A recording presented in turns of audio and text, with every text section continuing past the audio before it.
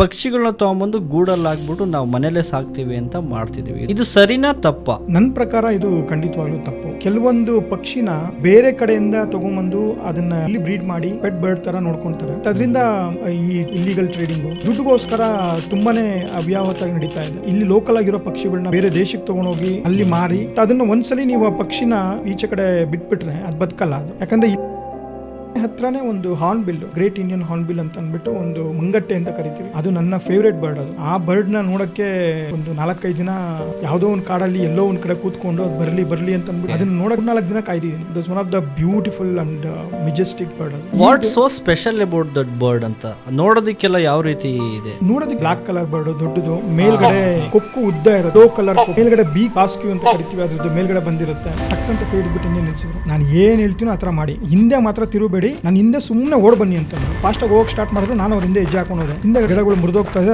ರಪ sound ಬರ್ತಾ ಇದೆ. ಒಂದೇ ಸೊನ್ನೆ ಏದು ಹೆಸರು ಬಿಡ್ಕೊಂಡು ಓಡ್ತಾ ಇದ್ದಂಗೆ ನಾನು ಒಂದು 4 ನಿಮಿಷ 5 ನಿಮಿಷ ಓಡ್ಬಿಟ್ಟು ಪಾಂಡ್ ಇತ್ತು, ಪಾಂಡ್ ಹಿಂದೆ ಹೋಗಿ ಕೂತ್ಕೊಂಡ್ಬಿಟ್ಟು ಒಂದು ಪುಲ್.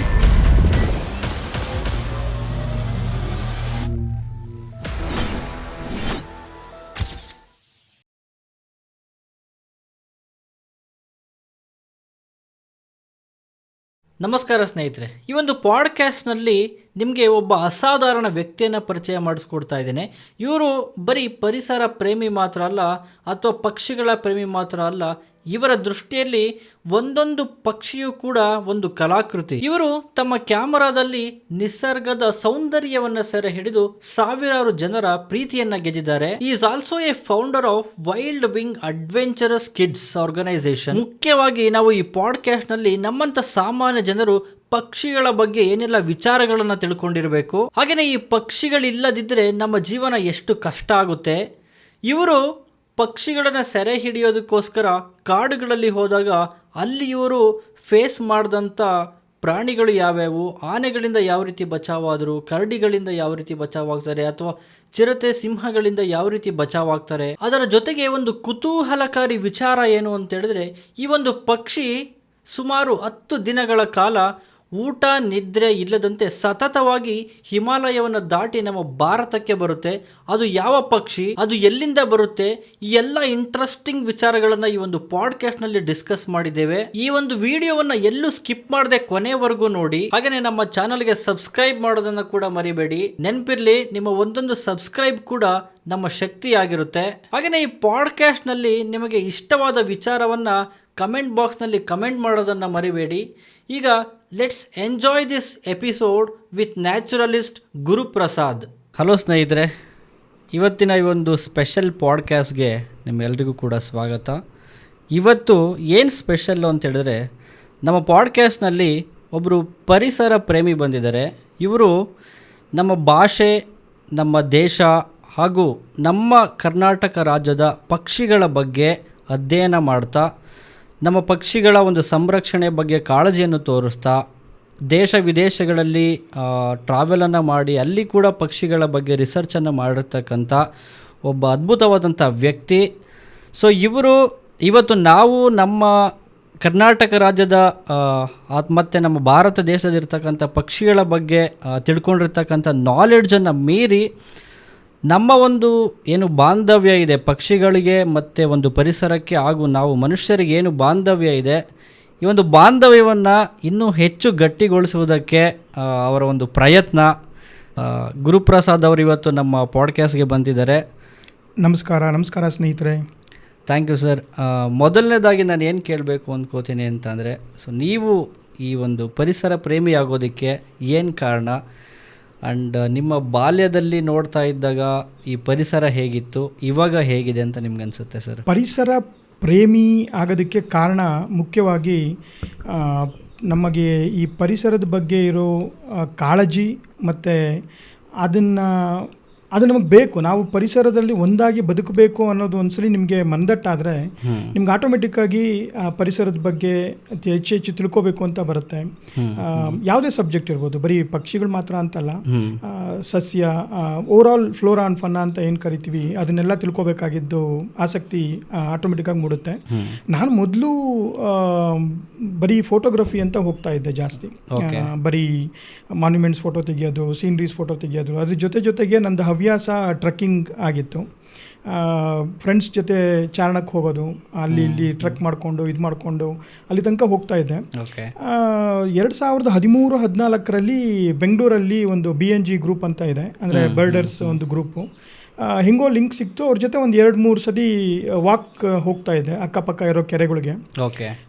ಪಕ್ಷಿಗಳ ಬಗ್ಗೆ ಒಂದು ಸ್ವಲ್ಪ ಆಸಕ್ತಿ ಮೂಡ್ತಾ ಬಂತು ಅವಾಗ. ಬಟ್ ಅಷ್ಟೇ ಹೆಚ್ಚು ಗೊತ್ತಿರಲಿಲ್ಲ ನಮಗೆ. ಬೇರೆಯವ್ರಿಗೆಲ್ಲ ಗೊತ್ತಿರೋಂಗೆ ನನಗೂ ಒಂದು 5-10 ಥರದ ಪಕ್ಷಿಗಳ ಹೆಸರು ಗೊತ್ತಿರ್ಬೋದು. ಇವಾಗ ಯಾರಿಗಾರು ಕೇಳಿದ್ರೆ ಪಕ್ಷಿಗಳು ಯಾವ್ಯಾವ್ದು ಗೊತ್ತಿದೆ ನಿಮಗೆ ಅಂತಂದರೆ, ನೀವು ಒಂದು ಕಾಗೆ, ಪಾರಿವಾಳ, ಗುಬ್ಬಚ್ಚಿ, ಇಲ್ಲ ಏನೇ ವೈಟ್ ಕಲರ್ದು ಹೋಗ್ತಾ ಇದ್ರೆ ಅದೆಲ್ಲ ಕೊಕ್ಕರೆ ಅಂತ ಕರಿತೀವಿ. ಮೇಲ್ಗಡೆ ಏನಾದರೂ ಬ್ಲಾಕ್ ಕಲರ್ ಆಡ್ತಾ ಇದ್ರೆ ಅದೆಲ್ಲ ಹದ್ದು ಅಥವಾ ಗಿಡಗ ಅಂತ ಕರಿತೀವಿ. ಬರೀ ಹದ್ದು, ಕೈಟ್ ಅಂತ ಕರಿತೀವಿ ಅಷ್ಟೇ. ಮತ್ತು ಸಣ್ಣ ಚಿಕ್ಕದು ಯಾವ ಪಕ್ಷಿ ನೋಡಿದ್ರು ಗುಬ್ಬಚ್ಚಿ. ಇದೊಂದು 4 ಥರದ್ದು ಗಿಳಿ, ನವಿಲು, ಇದಿಷ್ಟೇ ಗೊತ್ತಾಗ್ತಾ ಇದ್ದಿದ್ದು. ಒಂದು ಸ್ವಲ್ಪ ಇದ್ರ ಬಗ್ಗೆ ತುಂಬ ಕಲರ್ ಇರೋ ಪಕ್ಷಿಗಳದ್ದು ಆಟೋಟ ನೋಡ್ತಾ ಇದ್ದಾಗ ಇದ್ರ ಬಗ್ಗೆ ಸ್ವಲ್ಪ ಆಸಕ್ತಿ ಜಾಸ್ತಿ ಬರೋಕ್ಕೆ ಸ್ಟಾರ್ಟ್ ಆಯಿತು. 2014-15ರಲ್ಲಿ ಇದ್ರ ಬಗ್ಗೆ ಜಾಸ್ತಿ ಒಲವು ಮೂಡಿತು. ಇದ್ರ ಮಧ್ಯದಲ್ಲಿ ವೈಲ್ಡ್ ಲೈಫ್ ಫೋಟೋಗ್ರಫಿ ಅಂತ ಮಾಡ್ತಾ ಇದ್ದೆ. ಈ ಬಂಡೀಪುರ ಫಾರೆಸ್ಟ್ಗೆ ಹೋಗೋದು, ಮತ್ತು ನಾಗರಹೊಳೆ ಫಾರೆಸ್ಟು, ಇದಕ್ಕೆಲ್ಲ ಅವಾಗೆಲ್ಲ ಇನ್ನೂ ಸ್ವಲ್ಪ ಕ್ಯಾಮ್ರಾ ತೊಗೊಂಡಿದ್ದು ಹೊಸ್ತು. ಏನಾದ್ರು ಹೊಸದಾಗಿ ಸೆರೆ ಹಿಡಿಬೇಕು ಅಂತ ಅಂದ್ಬಿಟ್ಟು ಸೊ ಆಸಕ್ತಿ ಜಾಸ್ತಿ ಇತ್ತು. ಸೊ ಈ ಕಡೆ ಎಲ್ಲ ಹೋಗೋದು, ವೈಲ್ಡ್ ಲೈಫ್ ಫೋಟೋಗ್ರಫಿ ಎಲ್ಲ ಮಾಡ್ಕೊಂಡು ಬರ್ತಾ ಇದ್ದೆ. ಅದ್ರ ಜೊತೆಯಲ್ಲೇ ಅದ್ರದ್ದು ಒಂದು ಸ್ವಲ್ಪ ನಿಧಾನಕ್ಕೆ ಇದ್ರದ್ದು ಇಂಪಾರ್ಟೆನ್ಸ್ ಏನು, ಇದರಿಂದ ನಮ್ಗೇನೇನು ಉಪಯೋಗ ಇದೆ ಅಂತ ಒಂದು ಸ್ವಲ್ಪ ಅದು ಗೊತ್ತಾಗ್ತಾ ಇದ್ದಂಗೆ ಇದ್ರ ಬಗ್ಗೆ ಆಸಕ್ತಿ ಮೂಡೋಕ್ಕೆ ಸ್ಟಾರ್ಟ್ ಆಯಿತು. ಮತ್ತು ಪರಿಸರದ ಬಗ್ಗೆ ಕಾಳಜಿ ಇನ್ನೂ ಜಾಸ್ತಿ ಆಗ್ತಾ ಬಂತು. ಸೊ ನೀವು ಇನ್ನೊಂದು ಕ್ವಶನ್ ಕೇಳಿದ್ರಿ, ನೀವು ಚಿಕ್ಕವರಾಗಿದ್ದಾಗ ಹೇಗಿತ್ತು ಪರಿಸರ, ಈಗ ಹೇಗಿದೆ ಅಂತ ಅಂದ್ಬಿಟ್ಟು. ತುಂಬಾ ಚೇಂಜ್ ಆಗ್ತಿದೆ. ಅಂದರೆ ನೀವೆಲ್ಲ ನೋಡಿದ್ದೀರಾ, ಡ್ರಾಸ್ಟಿಕ್ ಚೇಂಜ್ ಆಗ್ತಿದೆ. ನಾನು ಹುಟ್ಟು ಬೆಳೆದಿದ್ದು ಕುಣಿಗಲ್ ಅಂತ ಒಂದು ಊರು, ತುಮಕೂರು ಡಿಸ್ಟಿಕ್ಕು ಕುಣಿಗಲ್ ಅಂತ ಒಂದು ಊರಿದೆ, ತಾಲೂಕದು. ಅಲ್ಲಿ ನಾರ್ಮಲ್ ಆಗಿ ಸಿಟಿನೂ ಅಲ್ಲ, ಈ ಕಡೆ ಹಳ್ಳಿನೂ ಅಲ್ಲ, ಮಧ್ಯದಲ್ಲಿ ತಾಲೂಕು ಥರ ಇತ್ತು. ಅಲ್ಲಿ ತುಂಬ ಚೆನ್ನಾಗಿತ್ತು. ನಾವು ಚಿಕ್ಕವರಾಗಿದ್ದಾಗ ಚಿಟ್ಟೆಗಳ ಜೊತೆ ಆಟ ಆಡಿಕೊಂಡು, ಏರೋಪ್ಲೇನ್ ಚಿಟ್ಟೆ ಇಟ್ಕೊಂಡು ಅದ್ರಕ್ಕಿಂತ ದಾರ ಕಟ್ಕೊಂಡು ಅದನ್ನು ಓಡಾಡಿಸ್ಕೊಂಡು, ಮರ ಗಿಡಗಳ ಜೊತೆ ಈ ಥರ ತುಂಬಾ ಬೆಳೀತಾ ಇದ್ವಿ. ಬಟ್ ಇವಾಗಿನ ಮಕ್ಕಳಿಗೆ ಆ ಥರದ್ದು ಅವಕಾಶಗಳೇ ಇಲ್ದಂಗೆ ಆಗ್ಬಿಟ್ಟಿದೆ. ಬರೀ ಕ್ಲಾಸ್ ರೂಮು, ಕ್ಲಾಸ್ದು ಇದ್ರದ್ದು, ಇಲ್ಲ ಮೊಬೈಲು, ಕಂಪ್ಯೂಟರು, ಸ್ಕ್ರೀನ್ಸ್, ಬರೀ ಇದ್ರದ್ದೇ ಜಾಸ್ತಿ ತೊಗೊಳ್ತಾ ಇದ್ದಾರೆ. ಈ ನೇಚರ್ ಬಗ್ಗೆ ಒಡನಾಟ ಜಾಸ್ತಿ ಇಲ್ಲ. ಮೋಸ್ಟ್ಲಿ 1980s ಮತ್ತು 90s ಸ್ಟೂಡೆಂಟ್ಸು ಇದರಲ್ಲಿ ಹುಟ್ಟಿರೋರು ಸ್ವಲ್ಪ ನೇಚರ್ ಬಗ್ಗೆ, ಅಂದರೆ ಪ್ರಕೃತಿ ಬಗ್ಗೆ, ಪರಿಸರದ ಬಗ್ಗೆ ಒಡನಾಟ ಇಟ್ಕೊಂಡು ಅದ್ರ ಜೊತೆಯಲ್ಲೇ ಓದ್ಕೊಂಡು ಕಲ್ತ್ಕೊಂಡು ಬೆಳ್ಕೊಂಡು ಬಂದಿದ್ದಾರೆ. ಬಟ್ ಅನ್ಫಾರ್ಚುನೇಟ್ಲಿ ಇವಾಗಿನ ಕಾಲದ ಮಕ್ಕಳಿಗೆ ಚೇಂಜ್ ಆಗಿದೆ, ನೀಡ್ಸ್ ಬೇರೆ ಇದೆ, ಅವ್ರದ್ದು ಉದ್ದೇಶಗಳು ಬೇರೆ ಬರ್ತಾ ಇದೆ. ಬಟ್ ಇದೆಲ್ಲ ಲಿಂಕ್ ತಪ್ಪೋಗಿದೆ. ಸೊ ನನ್ನ ಉದ್ದೇಶ ಇಷ್ಟ, ನಾವು ಏನೇನು ತಿಳ್ಕೊಂಡು ಅಥವಾ ನಾವೇನೇನು ಪಡ್ಕೊಂಡಿದ್ವಿ, ನಾವೇನೇನು ಅನುಭವಿಸಿದ್ವಿ, ಅದನ್ನೆಲ್ಲನೂ ಇದನ್ನ ಮಾಡೋಣ ಅಂತ ಅಂದ್ಬಿಟ್ಟು, ಈಗಿನ ಕಾಲದ ಮಕ್ಕಳಿಗೂ ಸ್ವಲ್ಪ ತೋರಿಸೋಣ, ಈಗಿನ ಕಾಲದ ಮಕ್ಕಳಿಗೂ ಸ್ವಲ್ಪ ಹೇಳ್ಕೊಡೋಣ ಅಂತ ಅಂದ್ಬಿಟ್ಟು ಒಂದು ಆಸಕ್ತಿ, ಉದ್ದೇಶದಿಂದ ಅವ್ರಿಗೂ ಸ್ವಲ್ಪ ಪಸರಿಸ್ತಾ ಇದ್ದೀನಿ, ಅಂತ ಹೇಳ್ಕೊಡ್ತಾ ಇದ್ದೀನಿ. ರೈಟ್. ಇವಾಗ ನೀವು ಬೇರೆ ದೇಶಗಳಿಗೆಲ್ಲ ಟ್ರಾವೆಲ್ ಮಾಡಿದ್ದೀರಾ. ಸೊ ಅಲ್ಲಿನ ವಾತಾವರಣ ಹೇಗಿದೆ, ಮತ್ತು ಅಲ್ಲಿನ ಪಕ್ಷಿಗಳಿಗೂ ನಮ್ಮ ಭಾರತ ದೇಶದಲ್ಲಿರ್ತಕ್ಕಂಥ ಪಕ್ಷಿಗಳಿಗೂ ಏನು ಡಿಫ್ರೆನ್ಸ್ ಇದೆ ಅಂತ ಅನ್ಸುತ್ತೆ ಸರ್ ನಿಮಗೆ? ಅಂದರೆ ಇದು ಕೆಲವೊಂದು ಪಕ್ಷಿಗಳು ಅಂತ ಏನು ಕರಿತೀವಲ್ಲ, ಪಕ್ಷಿಗಳು ಅಂತೆಲ್ಲ ಏನು ಹೇಳ್ತೀವಲ್ಲ, ಇದು ಆ ಪ್ರದೇಶಕ್ಕೆ ಸೀಮಿತವಾಗಿ, ಆ ಪ್ರದೇಶದ ವಾತಾವರಣಕ್ಕೆ ಮತ್ತು ಆ ಪ್ರದೇಶದಲ್ಲಿ ಸಿಗುವ ಆಹಾರಗಳಿಗೆ ಅನುಗುಣವಾಗಿ ಇರುತ್ತೆ. ಇವಾಗ ನಮ್ಮಲ್ಲಿ ಇಂಡಿಯಾದಲ್ಲಿ ಬೇರೆ ಥರದ್ದು, ಇವಾಗ ಇಂಡಿಯನ್ಸ್ ನಾವು ಒಂಥರ ಇರ್ತೀವಿ, ಚೈನೀಸು ಮತ್ತು ಬೇರೆ ಕಡೆಗೆ ಹೋದರೆ ಅವ್ರು ಬೇರೆ ಥರ ಇರ್ತಾರೆ, ಯುರೋಪಲ್ಲಿ ಬೇರೆ ಥರ ಇರುತ್ತೆ.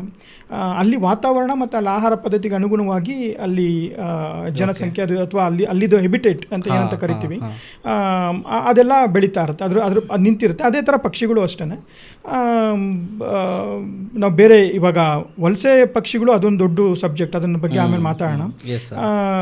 ಅಲ್ಲಿಗೂ ಇಲ್ಲಿಗೂ ಏನು ಡಿಫ್ರೆನ್ಸ್ ಇಲ್ಲ, ಅಂದರೆ ಬೇರೆ ಕಡೆಗೂ ಇದಕ್ಕೂ ಡಿಫ್ರೆನ್ಸ್ ಇಲ್ಲ. ಅಲ್ಲಿ ವಾತಾವರಣಕ್ಕೆ ಬೇಕಾಗಿರೋ ಥರದ್ದು ಹೊಂದಾಣಿಕೆ ಮಾಡಿಕೊಂಡು, ಅಲ್ಲಿ ಸಿಗೋ ಆಹಾರ ಇದಕ್ಕೆ ಹೊಂದಾಣಿಕೆ ಮಾಡಿಕೊಂಡು ಪಕ್ಷಿಗಳು ಅಲ್ಲಿರುತ್ತೆ, ಇಲ್ಲೂ ಇದೆ. ಕೆಲವೊಂದು ಪಕ್ಷಿಗಳು ನಮ್ಮ ದೂರದ ಆಫ್ರಿಕಾಯಿಂದ ಇರ್ಬೋದು, ಮಂಗೋಲಿಯಾಯಿಂದ ಇರ್ಬೋದು, ರಷ್ಯಾದಿಂದ ಇರ್ಬೋದು, ಯುರೋಪಿಂದ ಇರ್ಬೋದು, ಅಲ್ಲಿಂದೆಲ್ಲ ಚಳಿಗಾಲದಲ್ಲಿ ಇಲ್ಲಿಗೆ ವಲಸೆ ಬರುತ್ತೆ.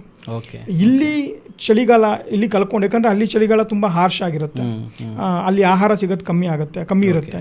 ಸೊ ಸಂತಾನೋತ್ಪತ್ತಿಗಾಗಿ ಮತ್ತು ಚಳಿಗಾಲದಲ್ಲಿ ಇಲ್ಲಿಗೆ ನಮ್ಮ ಇಂಡಿಯಾಗೆ ವಲಸೆ ಬಂದು, ಇಂಡಿಯಾ ಮತ್ತು ಈ ಥರ ಸಮಶೀತೋಷ್ಣ ವಲಯ ಅಂತ ಏನು ಕರೀತೀವಿ, ಈ ಕಡೆಗೆ ವಲಸೆ ಬಂದು ಆಹಾರ ಎಲ್ಲ ಮುಗಿಸ್ಕೊಂಡು ಇಲ್ಲಿ ಬೇಸಿಗೆ ಸ್ಟಾರ್ಟ್ ಆಗ್ತಿದ್ದಂಗೆ ವಾಪಸ್ಸು ಅಲ್ಲಿಗೆ ಹೋಗುತ್ತೆ. ರಿಟರ್ನ್ ಹೋಗುತ್ತೆ. ಸೊ ಈ ಪ್ರಕ್ರಿಯೆ ಸಾವಿರಾರು ವರ್ಷಗಳಿಂದ ನಿರಂತರವಾಗಿ ನಡೀತಾ ಇದೆ. ಸೊ ಇದು ಬೇಸಿಕ್ ಡಿಫರೆನ್ಸ್. ಈಗ ಅಲ್ಲಿದು ಪಕ್ಷಿಗಳೇ ಬೇರೆ, ಇಲ್ಲಿ ಪಕ್ಷಿಗಳು ಬೇರೆ ಅಂತಲೇ ನಮಗೆ ವೆರೈಟಿ ನೋಡೋಕ್ಕೆ ಜಾಸ್ತಿ ಸಿಗುತ್ತೆ. ಅಲ್ಲಿದು ವಾತಾವರಣಕ್ಕೆ ತಕ್ಕಂಗೆ ಕೆಲವು ತುಂಬ ಕಲರ್ಫುಲ್ ಬರ್ಡ್ಸ್ ಇರ್ಬೋದು, ಅಥವಾ ಬೇರೆ ಥರದ್ದು ಇನ್ನೇನಾದರೂ ಸ್ವಲ್ಪ ದೊಡ್ಡದು ಚಿಕ್ಕದು. ಸೊ ಈ ಥರದ್ದು ಬೇರೆ ವೆರೈಟೀಸ್ ನೋಡೋಕ್ಕೆ ಸಿಗುತ್ತೆ. ಇಡೀ ಪ್ರಪಂಚದಲ್ಲಿ ಎಷ್ಟು ಜಾತಿಯ ಅಥವಾ ಎಷ್ಟು ರೀತಿಯ ಪಕ್ಷಿಗಳಿದೆ ಅಂತ ಏನಾದ್ರು ಇನ್ವೆಸ್ಟಿಗೇಷನ್ ಏನಾದ್ರು ಮಾಡಿದ್ರೆ ಕೌಂಟ್ ಸಿಗುತ್ತಾ ಸರ್ ನಮಗೆ? ಖಂಡಿತ. ಇದ್ರದ್ದು ಆರ್ನಿಥಾಲಜಿ ಅಂತ ಒಂದು ಸಬ್ಜೆಕ್ಟು, ಇದು ಪಕ್ಷಿಗಳ ಬಗ್ಗೆನೇ ಅಧ್ಯಯನಕ್ಕೆ ಅಂತ ಇರುವಂಥದ್ದು.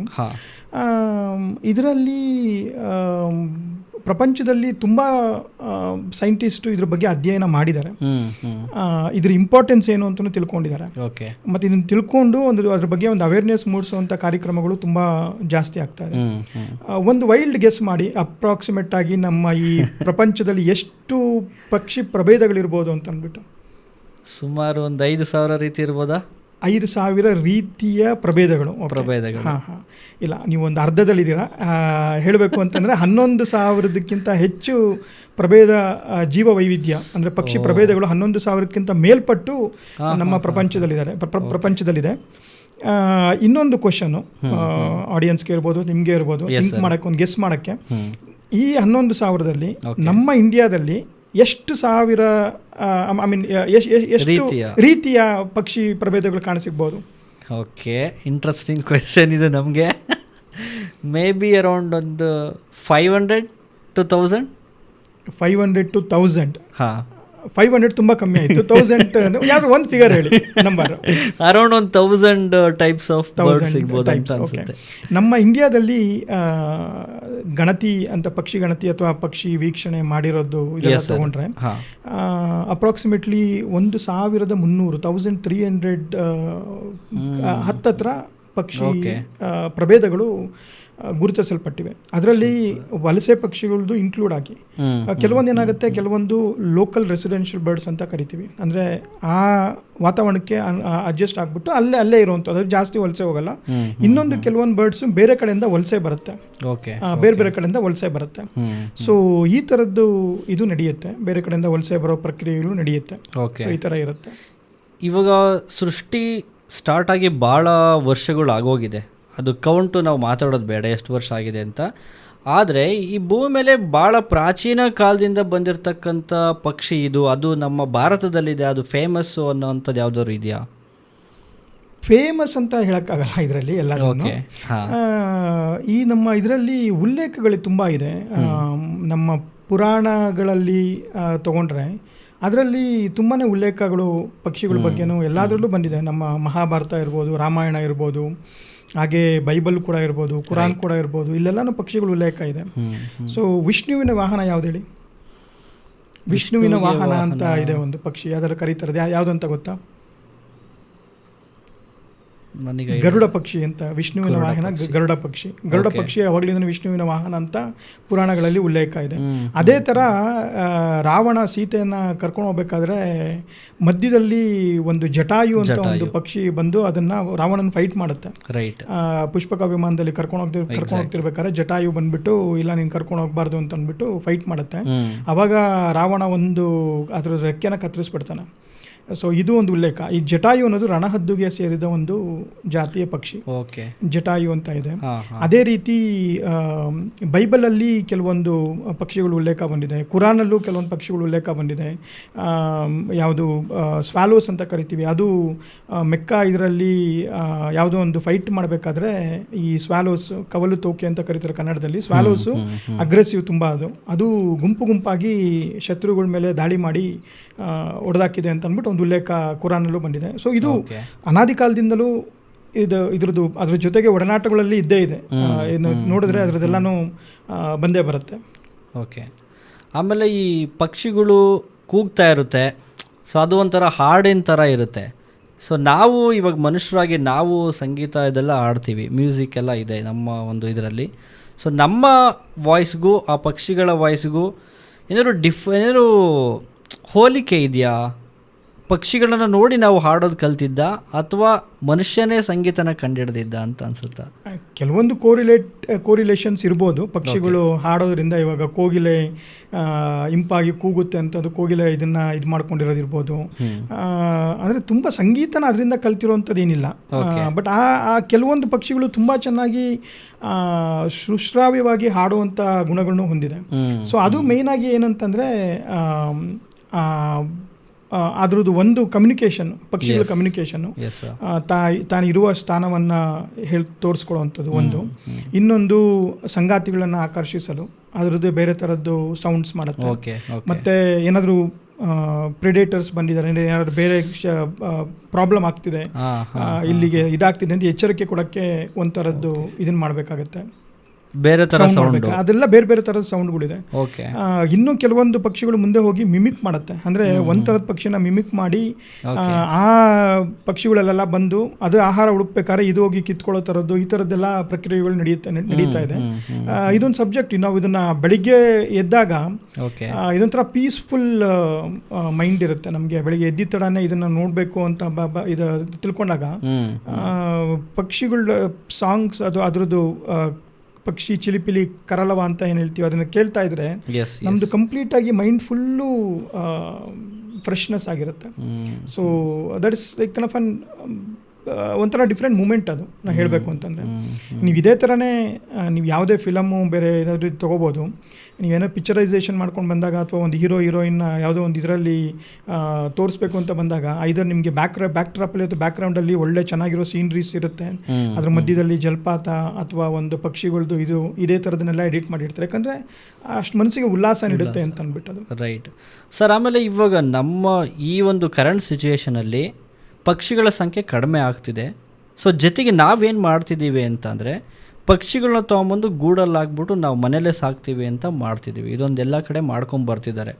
ಇದು ಸರಿನಾ ತಪ್ಪಾ? ಓಕೆ, ನನ್ನ ಪ್ರಕಾರ ಇದು ಖಂಡಿತವಾಗ್ಲೂ ತಪ್ಪು.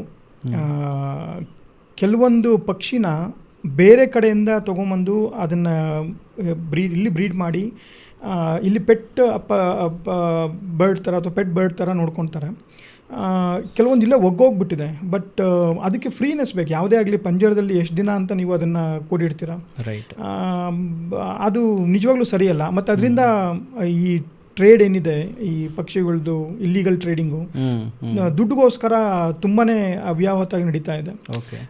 ಇಲ್ಲಿ ಅಂದರೆ ಇಲ್ಲಿ ಲೋಕಲ್ ಆಗಿರೋ ಪಕ್ಷಿಗಳನ್ನ ಬೇರೆ ಕಂಟ್ರಿಗೆ ಅಥವಾ ಬೇರೆ ದೇಶಕ್ಕೆ ತೊಗೊಂಡೋಗಿ ಅಲ್ಲಿ ಮಾರಿ ಅಲ್ಲಿ ಇದರಲ್ಲಿ ಇಡೋದು. ಇವಾಗ ನಮ್ಮಲ್ಲೆಲ್ಲ ಎಷ್ಟೊಂದು ಲವ್ ಬರ್ಡ್ಸು ಆ ಥರದ್ದೆಲ್ಲನೂ ಸ್ಮಾಲ್ ಮಕಾವ್ಸ್ ಈ ಥರ ಇದು ಅಮೆಝಾನ್ ಫಾರೆಸ್ಟು, ಬ್ರೆಜಿಲ್ಲು ಈ ಕಡೆ ಇರೋದನ್ನೆಲ್ಲ ತೊಗೊಂಬಂದು ಇಲ್ಲಿ ಮಾರ್ತಾರೆ. ಮತ್ತು ಅದನ್ನು ಒಂದ್ಸಲಿ ನೀವು ಆ ಪಕ್ಷಿನ ಈಚೆ ಬಂದರೆ ಈಚೆ ಕಡೆ ಬಿಟ್ಬಿಟ್ರೆ ಅದು ಬದುಕಲ್ಲ ಅದು. ಯಾಕಂದರೆ ಇಲ್ಲಿ ವಾತಾವರಣಕ್ಕೆ ಹೊಂದ್ಕೊಂಡು ಇಲ್ಲಿ ವಾತಾವರಣಕ್ಕೆ ಬೇಕಾಗಿರೋ ಆಹಾರ ಸಿಕ್ಕಲ್ಲ ಅದು. ಆ ಬೇರೆ ಪಕ್ಷಿಗಳು ಬಂದ್ಬಿಟ್ಟು ಅದನ್ನು ಹೊಡೆದು ತಿನ್ಬಿಡುತ್ತೆ, ಇಲ್ಲ ಬಂದು ಸಾಯಿಸ್ಬಿಟ್ಟು ಇದು ಮಾಡುತ್ತೆ. ಸೊ ಆ ಥರದ್ದು ಇದೇ ಜಾಸ್ತಿ ಇದೆ. ಇದು ಇಲ್ಲಿಗಲ್, ಆಲ್ವೇಸ್ ಇಲ್ಲಿಗಲೇನೆ. ಇದನ್ನು ನಾವೇನು ಇದು ಮಾಡೋಕ್ಕಾಗಲ್ಲ. ಅದನ್ನು ಕೆಲವೊಬ್ಬರು ಹುಚ್ಚು ಇದರಲ್ಲಿ ಮಾಡ್ತಾರೆ, ತೊಗೊಬೇಕು ಮಾಡಬೇಕು ಈ ಥರ ನಾವು ಸಾಕಬೇಕು ಅಂತ ಅಂದ್ಬಿಟ್ಟು. ಬಟ್ ಅದು ನಾಟ್ ಎ ಗುಡ್ ಸಜೆಷನ್ ನನ್ನ ಕಡೆಯಿಂದ. ಅದು ಆಮೇಲೆ ನಾವು ಚಿಕ್ಕ ಹುಡುಗರಿಂದ ನೋಡ್ಕೊಂಡು ಬಂದಿದ್ದೀವಿ. ನಮ್ಮ ಮನೆ ವಾತಾವರಣದಲ್ಲೆಲ್ಲ ಇರ್ತಾ ಇತ್ತು ಮೊದಲು ಪಕ್ಷಿಗಳು. ಗುಬ್ಬಚ್ಚಿ, ಆಮೇಲೆ ಗೀಜ್ಗನಕ್ಕಿ ಅಂತ ಹೇಳ್ತಿದ್ವಿ. ಸೊ ಆಮೇಲೆ ಇದು ಮನೆ ವಾತಾವರಣದಲ್ಲಿ ವಟಾರದಲ್ಲಿ ಇದ್ದಾಗೆಲ್ಲ ಆಟ ಆಡ್ಕೊಂಡಿರ್ತಾ ಇತ್ತು. ಇವಾಗ ಅದು ಕಾಣಿಸ್ತಾನೆ ಇಲ್ಲ ಎಲ್ಲೂ, ನೋಡೋದಕ್ಕೂ ಕೂಡ ಕಾಣಿಸ್ತಾನೆ ಇಲ್ಲ. ಅದ್ರ ಸಂತತಿನೇ ಹಾಳಾಗಿ ಹೋಗಿದೆ ಅಂತ ನನಗೆ ಅನಿಸುತ್ತೆ. ಸೊ ಏನಕ್ಕೆ ಈ ಥರ ಆಗ್ತಿದೆ ಅಂತ ಅನಿಸುತ್ತೆ ಸರ್? ಓಕೆ, ನಾನು ಈ ಕ್ವಶನ್ ನಿಮಗೆ ಇನ್ನೊಂದ್ಸಲಿ ಕೇಳ್ತೀನಿ. ಕಾಣಿಸ್ತಾ ಇಲ್ಲ ಅಂತ ಹೇಳಿದ್ರಲ್ಲ, ಎಲ್ಲಿ ಕಾಣಿಸ್ತಾ ಇಲ್ಲ ಅದು? ನೀವಿರೋ ವಾತಾವರಣದಲ್ಲಿ ಇವಾಗ ನೀವು ನೋಡೋ ಕಡೆ ಕಾಣಿಸ್ತಾ ಇಲ್ವಾ? ಎಲ್ಲಿ ಕಾಣಿಸ್ತಾ ಇಲ್ಲ? ಹಳ್ಳಿ ವಾತಾವರಣಗಳಲ್ಲಿ ಮನೆ ಹತ್ರ ಎಲ್ಲ ಇರ್ತಾ ಇತ್ತು, ಅಲ್ಲಿ ಕಾಣಿಸ್ತಿಲ್ಲ. ನಾವು ಎಸ್ಪೆಷಲಿ ಅಬ್ಸರ್ವ್ ಮಾಡೋದು ಸಿಟಿಗಳಲ್ಲಂತೂ ಪಕ್ಷಿಗಳು ಕಾಣೋದೇ ಇಲ್ಲ ನೋಡೋದಕ್ಕೆ. So why it is happening? Is it because of ಈ ಪವರ್ ಲೈನ್ಸಲ್ಲಿ ಎಳ್ದಿರ್ತಾರಲ್ಲ ಅದಕ್ಕೆ, ಸ್ಯಾಟಲೈಟ್ಸಿಂದ ಏನಾದರೂ ಪ್ರಾಬ್ಲಮ್ ಆಗ್ತಿದೆಯಾ ಪಕ್ಷಿಗಳಿಗೆ ಅಂತ? ಇಲ್ಲ ಆ ಥರದ್ದಲ್ಲ. ಇದಕ್ಕೆ ಮೇಯ್ನ್ ಕಾರಣ ಬಂದ್ಬಿಟ್ಟು ಹೆಬಿಟೇಟ್ ಲಾಸ್ ಅಂತ ಕರಿತೀವಿ ನಾವು. ಅಂದರೆ ಅದು ವಾಸಸ್ಥಾನ ಮತ್ತು ಬೇಕಾಗಿರೋಂಥ ಆಹಾರ ಸಿಗದೆ ಇರಬೇಕಾದ್ರೆ ಈ ಪಕ್ಷಿಗಳು ಬೇರೆ ಕಡೆ ಹೋಗುತ್ತೆ ಆಹಾರಗಳು ನೋಡ್ಕೊಂಡು. ಇವಾಗ ನೀವು ಒಂದು ಪ್ರದೇಶದಲ್ಲಿ ಇರ್ತೀರ, ಅಲ್ಲಿ ನಿಮಗೆ ಪೂರಕವಾದ ವಾತಾವರಣ ಇಲ್ಲ, ಅಲ್ಲಿ ನಿಮಗೆ ಬೇಕಾಗಿರುವಂಥದ್ದು ಆಹಾರ ಸಿಗ್ತಾ ಇಲ್ಲ ಅಂತಂದರೆ ನಿಮಗೆ ಆಹಾರ ಸಿಗೋ ಕಡೆ, ನೀರು ಆಹಾರ ಸಿಗೋ ಕಡೆ ಬೇರೆ ಕಡೆ ವಲಸೆ ಹೋಗ್ತೀರಾ ಅಥವಾ ಬೇರೆ ಕಡೆ ಹೊರಟೋಗ್ತೀರಾ, ಯಾಕಂದರೆ ಬದುಕಬೇಕು. ಅದೇ ರೀತಿ ಪಕ್ಷಿಗಳು ಅಷ್ಟೇ. ಈ ಮೊದಲೆಲ್ಲ ಏನಾಗಿರ್ತಾ ಇತ್ತು ಅಂತಂದರೆ, ಇವಾಗ ನಾನು ಅದನ್ನ ನೋಡ್ಕೊಂಡೇ ಬೆಳೆದಿರೋದು. ಈ ಗುಬ್ಬಚ್ಚಿಗಳು ನಮ್ಮ ಮನೆ ಕುಣಿಗಳಲ್ಲಿ ಇತ್ತು ಅಂತ ಹೇಳಿದ್ನಲ್ಲ, ಅಲ್ಲಿ ಹೆಂಚಿನ ಮನೆ ಇತ್ತು. ಮುಂದೆ ಹೆಂಚು, ಹಿಂದೆಗಡೆನೂ ಪೂರ್ತಿ ಹೆಂಚು, ವಟಾರ ಇತ್ತು. ಈ ಪುಟ್ಟು ಗುಬ್ಬಚ್ಚಿಗಳು ಬಂದ್ಬಿಟ್ಟು ಎಲ್ಲ ಹೆಂಚಲ್ಲಿ ಮೇಲ್ಗಡೆ ಗೂಡು ಮಾಡ್ಕೊಂಡು ಇರ್ತಾ ಇತ್ತು. ಒಂದೊಂದ್ಸಲಿ ಓದ್ಬೇಕಾದ್ರೆ ಕಿರಿಕಿರಿ ಅನ್ಸೋದು, ಕಿಚಿ ಕಿಚಿ ಕಿಚಿ ಕಿಚಿ ಅಂತ ಪಕ್ಷಿಗಳಿಗೆ ಆಹಾರ, ಮರಿಗಳಿಗೆ ಆಹಾರ ತಿನ್ಸಕ್ಕೆ ಬರ್ತಾ ಇತ್ತು. ಮತ್ತೆ ಮನೆ ಮುಂದೆ ರಂಗೋಲಿ ಹಾಕ್ತಾ ಇದ್ರು. ಅವಾಗೆಲ್ಲ ಅಕ್ಕಿ ಹಿಟ್ಟಿನ ರಂಗೋಲಿ ಥರ ಹಾಕ್ತಾ ಇದ್ರು. ಮತ್ತೆ ಮನೆ ಹೊಸಲು ಮುಂದೆ ದೊಡ್ಡವರು ಪೂಜೆ ಮಾಡ್ಬೇಕಾದ್ರೆ ಅಕ್ಕಿ ಕಾಳೆಲ್ಲ ಇಟ್ಬಿಟ್ಟು ಅಕ್ಷತೆ ಇಟ್ಬಿಟ್ಟು ಪೂಜೆ ಮಾಡ್ತಾ ಇದ್ರು. ಸೊ ಇದನ್ನೆಲ್ಲ ತಿನ್ನಕ್ಕೆ ಬರ್ತಾ ಇತ್ತು. ಅಂದರೆ ನಮ್ಮ ಅದಕ್ಕೆ ಬೇಕಾಗಿರುವಂಥ ಆಹಾರ ಅದೆಲ್ಲ ಅಲ್ಲೇ ಸಿಗ್ತಾ ಇತ್ತು. ಮತ್ತು ಈ ಗುಬ್ಬಚ್ಚಿ ಇದೆಲ್ಲ ಇದೆಯಲ್ಲ, ಇದು ಮನುಷ್ಯನ ವಾತಾವರಣದ ಜೊತೆಗೆ ಬೆಳ್ಕೊಳ್ಳುವಂಥ ಪಕ್ಷಿ. ಅಂದರೆ ಸೇಫ್ ಇರುತ್ತೆ ಅಂತ ಅಂದ್ಕೊಂಡು ನಮ್ಮ ಜೊತೆಯಲ್ಲೇ 4-5 ಥರದ ಈ ಥರ ಪಕ್ಷಿಗಳಿದೆ. ಈ ರಾಟ್ವಾಳ ಅಂತ ಹೇಳ್ಬೋದು, ಅಂದರೆ ಬುಲ್ಬುಲ್ಲು, ಈ ಗೀಜಿಗ ಬರಲ್ಲ ಈ ಕೆಟಗರಿಗೆ, ಈ ಗುಬ್ಬಚ್ಚಿ, ಈ ಥರದ್ದೆಲ್ಲನೂ ನಮ್ಮ ವಾಸಸ್ಥಾನದಲ್ಲಿ, ಅಂದರೆ ನಮ್ಮ ಮನುಷ್ಯರ ಜೊತೆಯಲ್ಲೇ ಹೊಂದಾಣಿಕೆ ಮಾಡಿಕೊಂಡು ಬೆಳೆಯುವಂಥ ಪಕ್ಷಿಗಳು. ಮತ್ತು ನಮ್ಮಿಂದ ಅದಕ್ಕೆ ಆಹಾರ ಜಾಸ್ತಿ ಸಿಗ್ತಾ ಇತ್ತು. ಇವಾಗ ಇನ್ನೊಂದು ಎಕ್ಸಾಂಪಲ್ಲು, ನಮ್ಮ ಹಳೆ ಇವಾಗ ಯಾರು ಮಾಡಲ್ಲ ಬಿಡಿ. ಹಿಂದಿನ ಕಾಲದಲ್ಲಿ ನಮ್ಮ ಅಮ್ಮ ಆಗಿರ್ಬೋದು ಅಥವಾ ಅವರು ಅಮ್ಮ ಅಜ್ಜಿದಿರಾಗಿರ್ಬೋದು, ಒಂದೇನಾದರೂ ಸಾಮಾನ ತೊಗೊಂಬಂದಾಗ ಅಂಗಡಿಯಿಂದ ಅದನ್ನೆಲ್ಲ ಕೇರ್ತಾ ಇದ್ರು.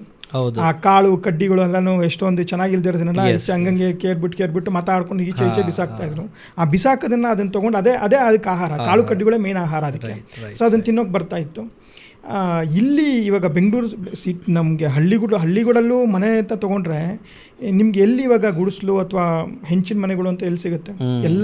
ಎಲ್ಲರಿಗೂ ಕಾಂಕ್ರೀಟ್ ಬ್ಲಾಕ್ಸ್ ಮನೆನೇ ಬೇಕು, RCC ರೂಫೇ ಬೇಕು. ಸೊ ಈ ಥರ ಮಾಡ್ಕೊಂಡು ಹೋದಾಗ ಇದು ಮರದಲ್ಲಿ ಇದು ಗೂಡನ್ನ ಕಟ್ಟಲ್ಲ ಗುಬ್ಬಚ್ಚಿ. ಏನೇ ಇದ್ರೂ ಅದಕ್ಕೆ ಯಾವ್ದಾರ ಒಂದು ಚಿಕ್ಕದಾಗಿರೋ ಒಂದು ಮನೆ, ಅಂದರೆ ಒಂದು ಹೆಂಚಿನ ಥರದ್ದು ಒಂದು ಇದಿರಬೇಕು. ಆದರೆ ಬಂದುಬಿಟ್ಟು ಗೂಡು ಕಟ್ಟುತ್ತೆ. ಸೊ ಈ ಥರ ಹೆಬಿಟೇಟ್ ಲಾಸ್ ಆದರೆ ಅದಕ್ಕೆ ಬೇಕಾಗಿರುವಂಥ ವಾಸಸ್ಥಾನ ಸಿಗದೇ ಇರಬೇಕಾದ್ರೆ ಅದನ್ನು ಹುಡ್ಕೊಂಡು ಹೋಗಿದೆ. ಇದು ಸಂತತಿ ಕಂಪ್ಲೀಟಾಗಿ ನಾಶ ಆಗಿಲ್ಲ. ಈ ಸ್ಟೇಟ್ಸ್ ಬರ್ಡ್ ಆಫ್ ಇಂಡಿಯಾ ಅಂತ ಅಂದ್ಬಿಟ್ಟು ರೀಸೆಂಟಾಗಿ ಒಂದು ಸ್ಟಡಿ ಮಾಡಿದ್ದಾರೆ. ಅಂದರೆ ಯಾವ್ಯಾವುದು ಬರ್ಡು ಕೌಂಟು ಯಾವ್ಯಾವ ರೇಂಜಲ್ಲಿದೆ ಅಂತ ಅಂದ್ಬಿಟ್ಟು, ಅಂದರೆ ಇದ್ರದ್ದು ಯುನೆಸ್ಕೋದವರು ಒಂದು ಲಿಸ್ಟ್ ಕೊಟ್ಟಿದ್ದಾರೆ, ಅಂದರೆ ಬೆಂಚ್ ಮಾರ್ಕ್ ಕೊಟ್ಟಿದ್ದಾರೆ. ಥ್ರೆಟೆಂಡೆಡ್, ನಿಯರ್ಲಿ ಥ್ರೆಟೆಂಡೆಡ್, ವರ್ನಲಬಲ್ಲು, ಲೀಸ್ಟ್ ಕನ್ಸರ್ನು, ಇದ್ರದ್ದು ಪಾಪ್ಯುಲೇಷನ್ ಸ್ಟೇಬಲ್ಲು, ಈ ಥರದ್ದೆಲ್ಲ ಒಂದು ಇದಿರುತ್ತೆ. It is like A survey. ಆ ಸರ್ವೆ ಮಾಡಿದಾಗ ಈ ಗುಬ್ಬಚ್ಚಿ ಸಂತತಿ 10-15-20 ವರ್ಷದಿಂದ ಏನಿದೆಯೋ ಅದೇ ರೀತಿ ಇದೆ. ಬಟ್ ಅದೆಲ್ಲ ಏನಾಗಿದೆ ಅಂತಂದರೆ ಅದು ಆಹಾರ ಉಡಿಸ್ಕೊಂಡು, ಇವಾಗ ನೀವು ಹಳ್ಳಿಗಳ ಕಡೆ ಹೋದ್ರೂ ಹಳ್ಳಿಗಳ ಕಡೆ ಹೋದಾಗ ನೋಡ್ಬೋದು, ಎಲ್ಲೆಲ್ಲಿ ಹೆಂಚು ಮನೆ ಇರುತ್ತೆ, ಎಲ್ಲೆಲ್ಲಿ ಒಂದು ಕಪ್ಪೆಂಚು ಆ ಥರ ಎಲ್ಲ ಮನೆಗಳೆಲ್ಲ ಬರುತ್ತಲ್ಲ, ಮತ್ತು ಮರದ್ದು ಮನೆಗಳು ಎಲ್ಲ ಇರ್ತಾ ಇತ್ತು. ಮುಂದೆಗಡೆ ಜಗಲಿ ಇರುತ್ತೆ, ಮರದ ಮನೆ ಇರ್ತಾ ಇತ್ತು, ಈ ಥರದ್ದೆಲ್ಲ ಇರ್ತಾ ಇತ್ತು. ಅದನ್ನು ಹುಡುಕೊಂಡು ಅಲ್ಲಿಗೆ ಹೋಗಿದೆ. ನಾನು ಬೆಂಗಳೂರಲ್ಲೇ ನನ್ನ ಮನೆ ಎಕ್ಸಾಂಪಲ್ ನಾನು ಕೊಡ್ತೀನಿ. ನನ್ನ ಮನೆ RCC ರೂಪು, ಮೇಲ್ಗಡೆ ನಾನು ಬೇಕಂತ ಹೆಂಚು ಮಾಡಿಸ್ಕೊಂಡೆ, ಮನೆ ಮೇಲ್ಗಡೆ ಹೆಂಚು ಹಾಕಿಸ್ಕೊಂಡೆ. ಅದು ನನ್ನ ಮಕ್ಕಳಿಗೆ ಅನುಕೂಲ ಆಗಲಿ, ಅದು ತೋರಿಸೋಣ, ಮತ್ತು ಪಕ್ಷಿ ಅದ್ರ ಬರುತ್ತೇನೋ ನೋಡೋಣ ಅಂತಂದ್ಬಿಟ್ಟು. Believe it or not, 4 family ಪಕ್ಷಿಗಳು, ಒಂದು ಗುಬ್ಬಚ್ಚಿ ಅಲ್ಲ, ಒಂದು ಚುಕ್ಕಿ ರಾಟವಾಳ ಅಂತ ಕರಿತೀವಿ ಕನ್ನಡದಲ್ಲಿ. ಇಟ್ಸ್ ಎ ಮುನಿಯಾ ಕೆಟಗರಿಗೆ ಸೇರುತ್ತೆ, ಸ್ಕೇಲಿ ಬ್ರೆಸ್ಟೆಡ್ ಮುನಿಯಾ ಅಂತ ಅಂದ್ಬಿಟ್ಟು. ಮತ್ತು ಇನ್ನೊಂದು ಸ್ಮಾಲ್ ಬರ್ಡ್, ಪ್ರಿನಿಯಾ ಟೈಪ್ ಒಂದು ಸ್ಮಾಲ್ ಬರ್ಡು ನಮ್ಮ ಮನೆ ಮೇಲ್ಗಡೆ ಬಂದುಬಿಟ್ಟು 2-3 ಕಡೆ ಗೂಡು ಮಾಡಿಕೊಂಡು ಅದರದ್ದು ಮರಿ ಮಾಡಿಕೊಂಡು ವಾಪಸ್ ಹೋಗಿದೆ. ಅದಕ್ಕೆ ನಾವೇನು ಡಿಸ್ಟರ್ಬ್ ಮಾಡಿಲ್ಲ. ನಮ್ಮ ಮಕ್ಳಿಗೂ ಖುಷಿ, ಅದು ನಮ್ಮ ಮನೇಲಿ ಬಂದು ಆ ಗೂಡು ಕಟ್ಟಿದೆ ಅಂತಂದರೆ ಅವ್ರ ಖುಷಿ. ಡೈಲಿ ಬಂದು ನೋಡ್ತಾ ಇದ್ರು, ಅದ್ರ ಸೌಂಡ್, ಅದ್ರ ಕಿಚ ಅಂತಿನವರು ಮೊಟ್ಟೆಯಿಂದ ಈಚೆ ಬಂದಿದೆಯಾ ಮರಿ ಅಂತ ಕೇಳಿಸ್ಕೊಳ್ತಾ ಇದ್ರು. ಸೊ ಅದಕ್ಕೆ ವಾತಾವರಣ ಸಿಕ್ಕಿದ್ರೆ, ಬೇಕಾಗಿರುವಂಥ ವಾತಾವರಣ ಸಿಕ್ಕಿದ್ರೆ ಖಂಡಿತವಾಗ್ಲೂ ಅದು ವಾಪಸ್ ಬರುತ್ತೆ. ಈ ಅದ್ರ ಬಗ್ಗೆನೇ ಒಂದು ಅಭಿಯಾನ ಸ್ಟಾರ್ಟ್ ಆಗಿದೆ ಇವಾಗ ನಮ್ಮ ಇದರಲ್ಲಿ ಸಿಟೀಸ್ಗಳಲ್ಲಿ. Bring back sparrows to our home ಅಂತ ಅಂದ್ಬಿಟ್ಟು ಒಂದು ಅಭಿಯಾನ ಸ್ಟಾರ್ಟ್ ಆಗಿದೆ. ಇದರಲ್ಲಿ ಒಂದು ಇದರಿಂದ ತೆಂಗಿನ ಚಿಪ್ಪಿಂದ ಗೂಡುಗಳ ಥರ ಮಾಡಿಬಿಟ್ಟು, ಅಥವಾ ಸ್ಮಾಲ್ ಇದ್ರ ಥರ ಗೂಡು ಥರ ಮಾಡಿಬಿಟ್ಟು, ಬೆಕ್ಕು ಅದಕ್ಕೇನೋ ಸಿಗದೇ ಇರೋ ಥರ ಒಂದು ಜಾಗದಲ್ಲಿ ಇಟ್ಟು, ಭತ್ತದ್ದು ಮತ್ತು ಇದ್ರ ತೆನೆ ಎಲ್ಲ ಕಟ್ಟಿ ವಾಪಸ್ ಸ್ಪ್ಯಾರೋಸ್ನ ನಮ್ಮ ಇದಕ್ಕೆ ಕರ್ಕೊಳ್ಳೋಣ, ನಮ್ಮ ಎನ್ವಿರಾನ್ಮೆಂಟ್ಗೆ ಕರ್ಕೊಳ್ಳೋಣ ಅಂತ ಒಂದು ಅಭಿಯಾನ ಸ್ಟಾರ್ಟ್ ಆಗಿದೆ. ಇದು ಕೆಲವೊಂದು ಕಡೆ ಸಕ್ಸಸ್ ಕೂಡ ಆಗಿದೆ. ಮಡಿಕೇರಿಲಿ ನಮ್ಮ ಸ್ನೇಹಿತರೊಬ್ಬರು ಇದನ್ನು ತುಂಬ ಫುಲ್ ಫ್ಲೆಡ್ಜಾಗಿ ಮಾಡಿದ್ದಾರೆ. ಸಿಟಿ ಮಧ್ಯದಲ್ಲಿ ಯಾವುದೋ ಒಂದು ಕಾಲೋನಿಲಿ ನಾನು ಮೊನ್ನೆ ಹೋಗಿದ್ದೆ, ರೀಸೆಂಟಾಗಿ ಹೋದಾಗ ನೋಡಿದೆ, 100 ಸಂಖ್ಯೆಲಿದೆ ಗುಬ್ಬಚ್ಚಿಗಳು. ನೋಡಿ ಖುಷಿ ಆಗೋಯ್ತು. ಓಕೆ. ಅಲ್ಲಿ ನೋಡಿದಾಗ ಎಲ್ಲರ ಮನೆ ಮುಂದೆನೂ ಈ ಥರದ್ದು ಭತ್ತದ್ದು ತೋರಣಗಳ ಥರ ಕಟ್ಟಿದ್ರು, ಅದಕ್ಕೆ ತಿನ್ನಕ್ಕೆ ಅನುಕೂಲ ಅಂದ್ರೆ ಅದೆಲ್ಲರೂ ಸಿಗುತ್ತಾ ಇವಾಗ ನಾವು ತಗೊಂಬಂದು ಕಟ್ಕೊಳ್ಳೋದಕ್ಕೆ? ಕೊಡ್ಬೋದು, ಸಿಗುತ್ತೆ, ಖಂಡಿತವಾಗ್ಲೂ ಸಿಗುತ್ತೆ. ಅದಕ್ಕೋಸ್ಕರ ಅಂತಾನೆ ಮಾಡ್ತಾ ಇದ್ದಾರೆ ಕೆಲವೊಂದು NGO ಮತ್ತು ಕೆಲವೊಂದು ಇವರೆಲ್ಲ ಅದನ್ನ ಮಾಡ್ತಾ ಇದ್ದಾರೆ. ಅದರದ್ದು ಲಿಂಕ್ ಎಲ್ಲ ಬೇಕಾದ್ರೆ ಇದೆ, ಕೊಡ್ತಾನೆ. ಆ ಲಿಂಕನ್ನು ನೀವು ಅದನ್ನ ಇದು ಮಾಡ್ಕೊಂಡ್ರೆ ಅದು ಖಂಡಿತವಾಗ್ಲೂ ಸಿಗುತ್ತೆ, ಅದನ್ನ ಮಾಡ್ಕೋಬಹುದು. ಮತ್ತೆ ಚಿಕ್ಕ ಚಿಕ್ಕ ಗೂಡನ್ನ ನಾವೇ ಮಾಡ್ಕೋಬಹುದು. ಅದ್ರದ್ದು ಒಂದು ಇನ್ಫಾರ್ಮೇಶನ್ ಇದೆ ಯಾವ ರೀತಿ ಮಾಡ್ಕೋಬಹುದು ಅಂತ ಅಂದ್ಬಿಟ್ಟು ಅದನ್ನ ಇದು ಮಾಡ್ಬೋದು. ಆಮೇಲೆ ಸರ್, ಈ ಪಕ್ಷಿಗಳಿಗೆ ಎಮೋಷನ್ಸ್ ಅಂತ ಏನಾದ್ರು ಇದೆಯಾ? ಮನುಷ್ಯನ ಜೊತೆ ಬೇಗ ಕನೆಕ್ಟ್ ಆಗ್ಬಿಡುತ್ತಲ್ಲ. ಆಮೇಲೆ ಈ ನಾವು ನೋಡಿರ್ಬೋದು ಗಿಣಿ ಶಾಸ್ತ್ರ ಅಂತ ಹೇಳೋರೆಲ್ಲ ಗಿಣಿನ ಸಾಕ್ಬಿಟ್ಟು ಅದೇನೋ ಕಾಡೆಲ್ಲ ಎತ್ಕೊಂಡ್ಬ ಆ ಲೆವೆಲ್ಗೆ ಪಕ್ಷಿನೇ ಟ್ರೈನ್ ಮಾಡ್ತಾರಲ್ಲ. ಕೆಲವೊಂದಿನ ಟ್ರೈನ್ ಮಾಡ್ತಾರೆ ಕನೆಕ್ಟ್. ಇವಾಗ ಯಾವುದೇ ಪ್ರಾಣಿ ಆಗಲಿ ಒಂದ್ಸಲಿ ಒಡನಾಟ ಅಂತ ಬೆಳೆಸ್ಕೊಂಡ್ಮೇಲೆ ಅದು ನಿಮ್ಗೆ ಕನೆಕ್ಟ್ ಆಗೇ ಆಗುತ್ತೆ. ಪ್ರಾಣಿಗಳು ಪಕ್ಷಿಗಳು ಅದೇ ಥರ ಕೆಲವೊಂದು ಕ್ಯಾಟಗರಿ ಪಕ್ಷಿಗಳು ಬೇಗನೆ ಕನೆಕ್ಟ್ ಆಗುತ್ತೆ. ನಮ್ಮನ್ನು ಹೊಂದ್ಕೊಂಡು ಅಥವಾ ನಮ್ಮ ಇದನ್ನ ಅರ್ಥ ಮಾಡಿಕೊಂಡು ನಮ್ಮ ಜೊತೆನೇ ಇರೋಕ್ಕೆ ಜಾಸ್ತಿ ಬರ್ತದೆ. ಅದರಲ್ಲಿ ಗಿಳಿ ಒಂದು ಇಂಪಾರ್ಟೆಂಟು. ಅದು ನಾಲ್ಗೆ ಸ್ವಲ್ಪ ದಪ್ಪ ಇದೆ, ಮತ್ತೆ ಅದ್ರ ಕೊಕ್ಕು ಒಂಥರ ಗಿಣಿ ಕೊಕ್ಕು ಅಂತ ಗೊತ್ತಿರ್ಬೋದು, ಒಂಥರ ಚೂಪಿಗೆ ಹಂಗೆ ಇದರ ಥರ ಇರುತ್ತೆ. ಯಾಕಂದರೆ ಅದು ಹಣ್ಣುಗಳನ್ನ ಮತ್ತು ದೊಡ್ಡ ದೊಡ್ಡ ಇದನ್ನೆಲ್ಲ ಬಿಡಿಸ್ಕೊಳ್ಳೋಕ್ಕೆ ಅನುಗುಣವಾಗಲಿ ಅಂತ ಅಂದ್ಬಿಟ್ಟು. ಸೊ ಇದ್ರ ನಾಲ್ಗೆ ದಪ್ಪ ಇರೋದ್ರಿಂದ ನಾವು ಈ ಕೆಲವೊಂದು ಹೇಳೋ ವರ್ಡ್ನೆಲ್ಲನೂ ಇದು ಮಿಮಿಕ್ ಮಾಡುತ್ತೆ ಅಥವಾ ಮಾತಾಡುತ್ತೆ, ಹೇಳುತ್ತೆ. ಸೊ ಈ ಇದರಲ್ಲಿ ಬೇಗನೆ ಹೊಂದ್ಕೊಳ್ಳುತ್ತೆ, ಹೊಂದಾಣಿಕೆ ಸ್ವಲ್ಪ ಜಾಸ್ತಿ ಬೇಗನೆ ಇದೆ. ಅದೇ ಅದು ಕೆಲವೊಬ್ಬರು ಅದ್ರ ಜೊತೆ ಒಡನಾಟ ಇಟ್ಕೊಂಡಿರೋರು ಮಾಡ್ಕೊತಾರೆ. ಬಟ್ ಅದು ಒಂದೇನಂತಂದರೆ ಕೇಜಲ್ಲಿ ಇರ್ಕೊಡ್ದು ಫ್ರೀಯಾಗಿ ಬಿಟ್ಬಿಟ್ಟು ಅದ್ರ ಪಾಡಗದು ಮನೆ ಹಿತ್ತಲಲ್ಲಿ ಇದರಲ್ಲಿ ಬಂದು ಹೋಗಿ ಮಾಡ್ತಾ ಇದ್ರೆ ನಡೀತಾ ಇರುತ್ತೆ. ಇದೇ ರೀತಿ ನಮ್ಮದೊಂದು ದಾಂಡೇಲಿಯಲ್ಲಿ ಒಂದು ಊರಿದೆ ಜೋಯಿಡಾ ಅಂತ ಅಂದ್ಬಿಟ್ಟು. ಅಲ್ಲಿ ಮನೆ ಹತ್ರನೇ ಒಂದು ಹಾರ್ನ್ಬಿಲ್ಲು, ಗ್ರೇಟ್ ಇಂಡಿಯನ್ ಹಾರ್ನ್ಬಿಲ್ ಅಂತ ಅಂದ್ಬಿಟ್ಟು ಒಂದು ಮಂಗಟ್ಟೆ ಅಂತ ಕರಿತೀವಿ.